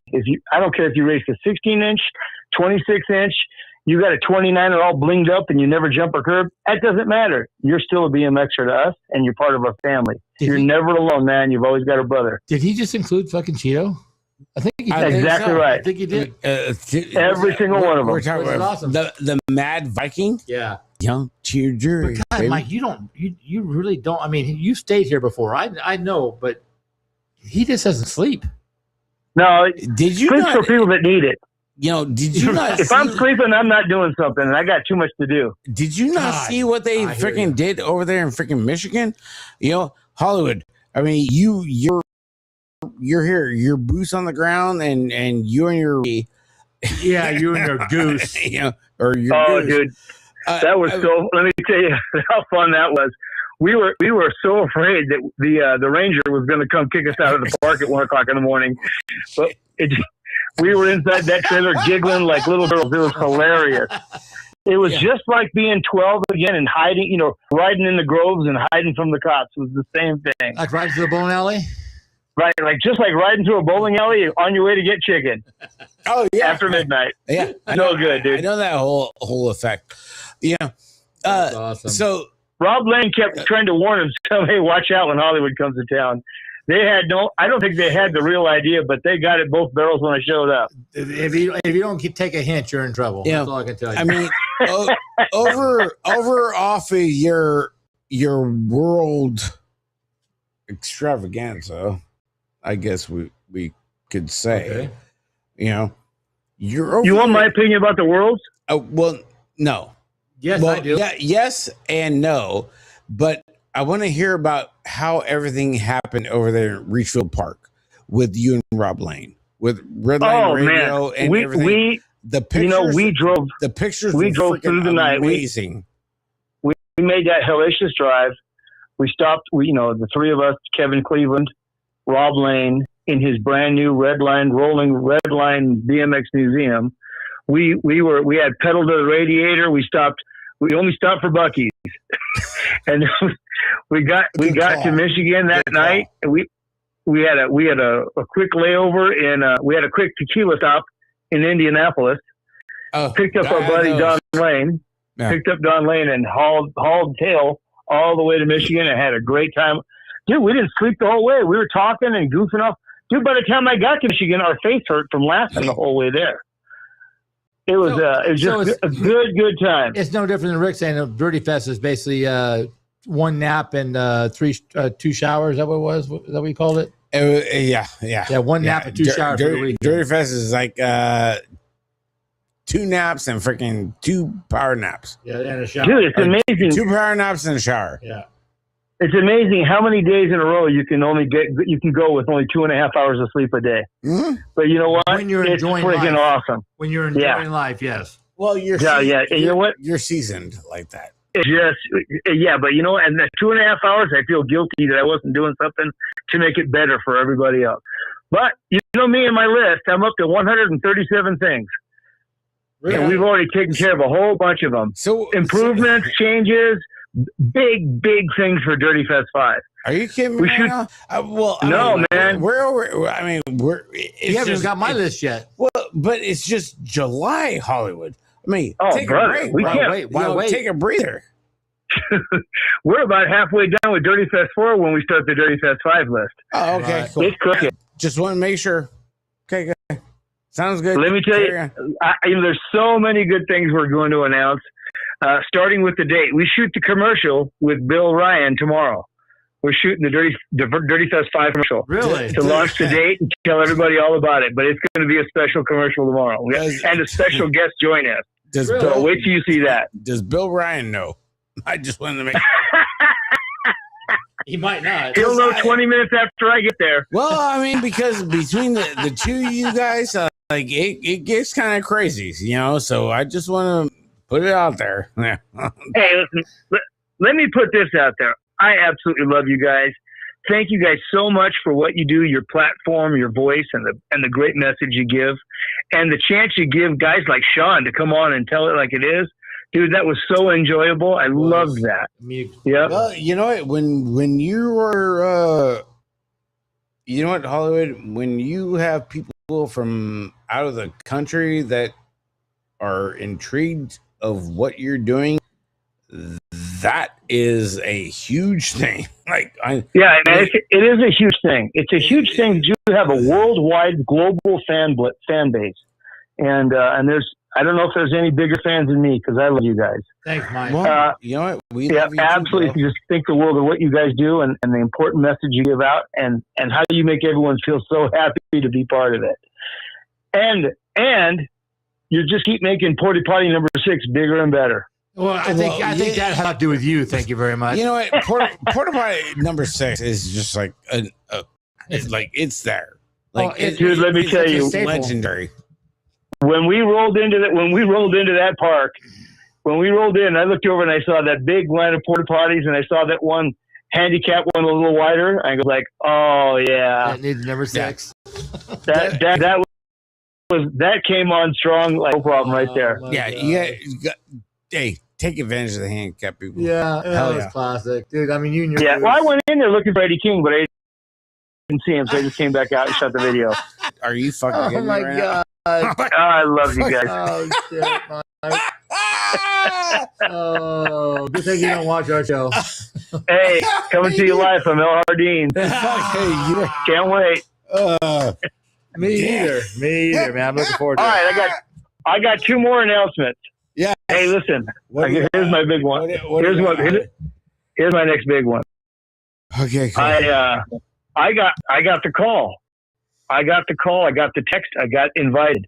John Cruz invited me to be his MC for the charity auction at Frogtown. So I will be there again. Oh wow! I will be there again to do the charity auction at Frogtown. As much as that's congratulations. As much as I like to hear that, I hate hearing it because you always cost me money. That's a big thing. I thought it was something that had to do every year. Money. Hey, I was confused. I thought it had something to do with EC. I'm like, I was got stuff overlays myself, but whatever. Damn, what the hell is EC doing? Like sitting there, like, JV. Maybe? Yeah, John Cruz called. No, I was gonna announce the restraining order finally got lifted, but I guess it's not. So I just leave that on there. Hey, but I do want to tell you that before I go to Frogtown to do that, I get the opportunity to do the same thing at Rob Lane's Red Line Reunion. His event in Springtown, Texas. We get to do the same thing, and this year we're doing a charity auction on behalf of Mike Buff. So, really? Yep, we're gonna do the same thing. Last year we raised it was over $10,000. This year we'll do the same thing. We'll at Rob Lane's he hosts a bike show, and then immediately after he has a big pool party with about 100 people there, and we'll have a charity auction that'll raise money for Mike Buff this year. So it's an honor and privilege to get invited to do it, and it's important that we do these kind of things again to look after our brothers and sisters. 100%. Right. It's for the BMS community, which was nice because Dominic did that at Dirty Fest for a raffle. Yeah, he did it. That's right. Raffle. Yeah, absolutely. That's good shit. Yep, that's what we do. Well, boys, can't wait to see you soon. I'll be up in your neck of the woods, so warm up the hammock and turn off the sprinklers. Got it covered. Don't threaten us with a good time there, Hollywood. Right. I'll tell you what, dude, because you better be careful what you wish for. Hey, you know where the cabinet's at. It's got everything in it you need. I know where the cabinet, the refrigerator, and the hammock. That's all I need. That's it. I don't even have to be here. Shit. Oh, man. Love you guys. Hey, thanks for the show. We'll catch up to you next week. Yes, sir. All right, love you, Mikey. Love you guys. All right, buddy. Bye. Brother. Bye. Wow, what a guy! Wow, what a guy! What a show! Yeah, I mean, damn, Sean Collins freaking just giving the nits and the grits of that was it was the first 20 minutes was information. The rest of it was just talking shit and having fun about what we do, why we do it. You know what I mean? It wasn't nothing serious. It was just the information was just why we do the shit. That was freaking great. I mean, was big shout out to freaking Sean Collins. And It's Just BMX with Donnell and freaking Dan over there freaking going rogue and Northwest Arkansas. Arthur Andrews. Justin Thompson's over there freaking all things BMX. Bose. Jalapena. and Holly Dunn, or boots on the ground. Holly Dunn has just been well, I mean, it's Holly Dunn. Yeah, no, it's been great. Old school being in here, that old school always has a lot of pertinent information that people can learn. There's a whole lot of stuff that went into freaking earlier today with them getting canceled, man. Yeah, and that's a big thing. I mean, I know we did the show 2 years ago. Well, yeah. We didn't do it. I remember doing it from the parking lot at freaking Rock Creek or Rock Hill, and it was just like, damn, man. Again, are you fucking kidding me right now? Again, yeah, it's rough. Yeah. There's nothing we can do about it. I mean, we don't have the power, but it happened now. And like a lot of people are like, well, you know what? Maybe the fucking pros should have fucking protested fucking with what happened fucking 2 years ago. Yeah, but they didn't. You can't. Honestly, you can, but then you're going to get blackballed. Like it, you know what I mean? It's so fucking crazy.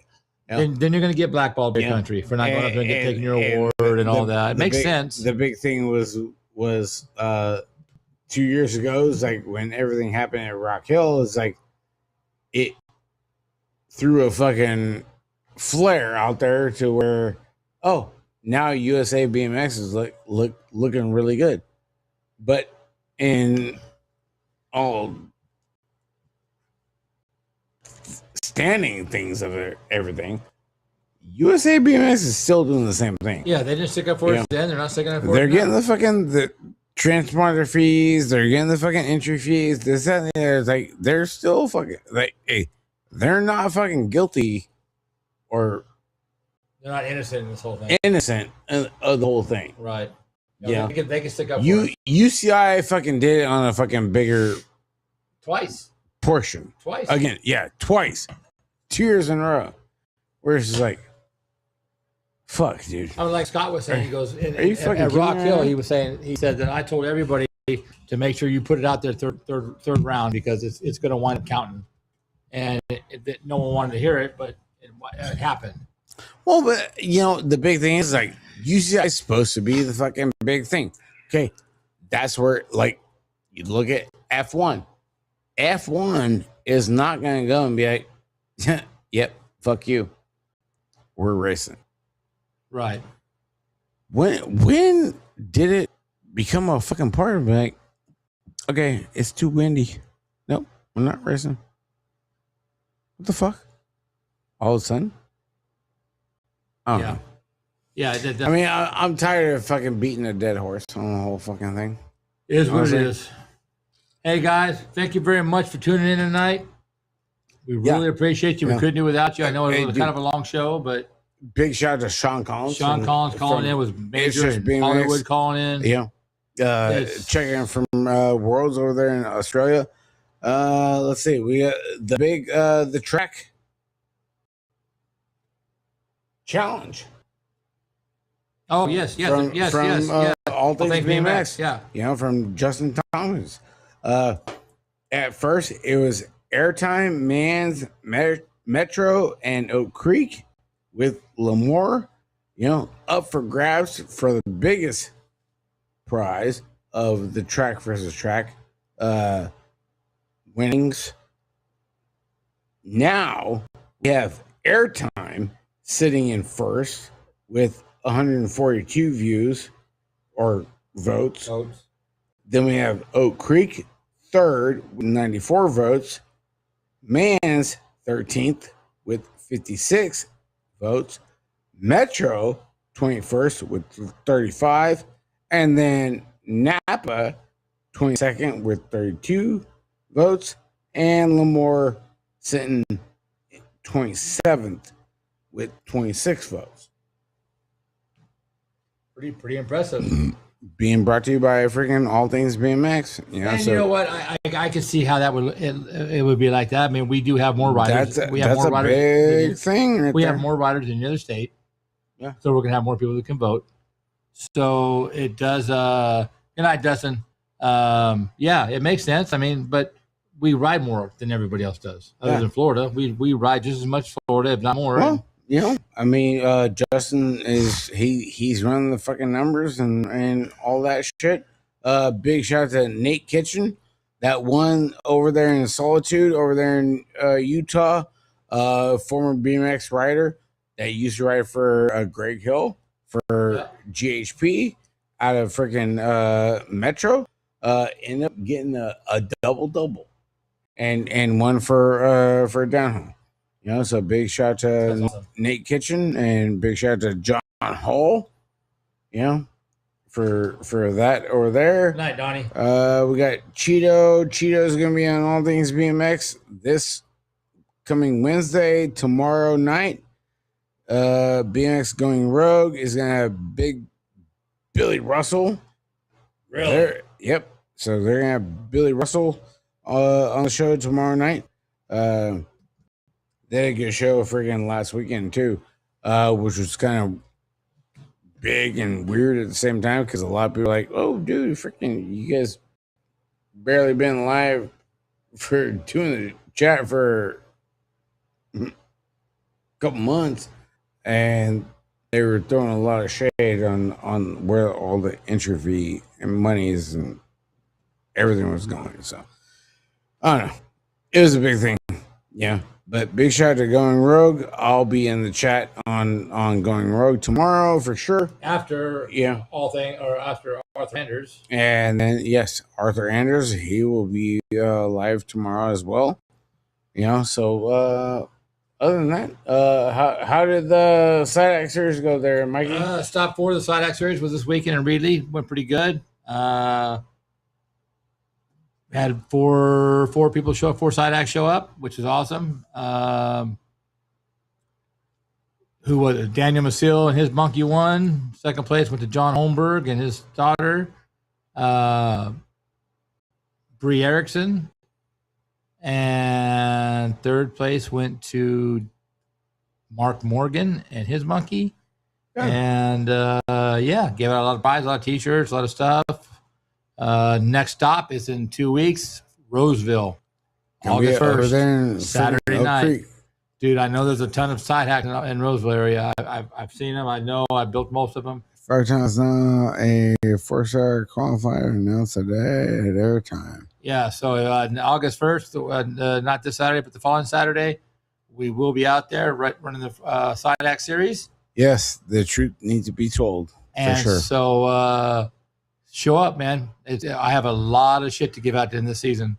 All you got to do is make four of the qualifiers, and you're in the running for all the big prizes. I mean, there's cash, there's custom jerseys, there's powder coating for your side hack and a frame, there's park repair stands. I mean, there's all kinds of stuff. So don't miss out. I mean, if you're a side hacker and you want to ride, I mean, this is an opportunity to win some free shit.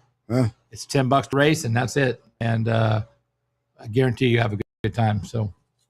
Well, you know, good shit, Mikey. Ortega, as far as anything goes with Frogtown, like, I mean, haven't been told anything on this, that, or the other of what's going on and how the formats are going to be going. Well, it'll be just like it has been. It'll be 4 days. So, there's just 4 days, though. 4 days of a day of practice on Thursday. Waiting feverishly to see on how all that fucking goes down, but other than that, side act race at Sand Springs BMX next Sunday. We're good to go, and we are freaking hell bent on watching some UCI freaking racing tomorrow. If they race, yeah. So I'm in. I know a kid or 2 or 10, a little bit, a couple adults even. Yeah, guys, thank you very much. We appreciate you. You know, I hope you all realize that we cannot do this without you. If you guys aren't commenting and tuning in, there's no reason for us to do this. We really appreciate you. And trust me, we ain't making any money. We do this because we love it. So thank you. Good thing, and big shout out to Sean Collins. Oh, huge shout out. I mean, dude, checking in from freaking Australia, down under over there. Him and Mike both. Mike Brandon's in too. You know, Hollywood, he's always going to chime in. August 30th is the Mingus Mountain old school race. Track competition for money raised for the Arizona BMX Hall of Fame. So don't miss out on it. Help out a good cause. I mean, if you're into BMX, you know what it is. Yeah, that's a help them out. Yeah. All right, Mark. We'll talk to you. I'll talk to you. Appreciate everybody tuning in, and with the BMX Trek Challenge, brought to you by All Things BMX. We do have 6 tracks. Thanks, Jim. Sitting in the top 32, which is really freaking good. Yeah. We got Airtime sitting in first with 142 votes. Then we got Oak Creek sitting in third with 94. Manzanita 13th with 56. Metro over there in Bakersfield sitting in 21st with 35. Napa 22nd with 56. And Lemoore in the 21st spot with 26. That's good. I haven't even voted yet. Yeah, so big shout to Justin Tompkins over there at All Things BMX with what they got going on with the track challenge. That's a big thing. You know, we thought we had it going on with the fakey challenge, but it didn't work out that way. Hey, Sean said the tall wrecks are on him. Yeah, but other than that, like, looking really good. Hear me? Yeah. Sean said he's saying tall wrecks are on him. Hell yeah, you know it, Sean. You know, so I mean, that's how it is. That's how you're gonna see it. And you know what, guys? That's gonna do it for our show. Yep. All right, guys. Love you so much. And thank you so much, Sean. Sunday service. Thanks for tuning in. Thank you so much, Sean Collins, for calling in from It's Just BMX to being a guest freaking spokesman. Yep. With everything going on over there. Yes, sir. Yeah. Boots on the ground. Yeah. Thank you, guys. Appreciate you guys so you. much. Everybody, be cool, be safe. Love you guys so much. And we will see you guys next weekend. Later. Wow. I forgot that about a membership. Sean Collins is cool as shit. I like him.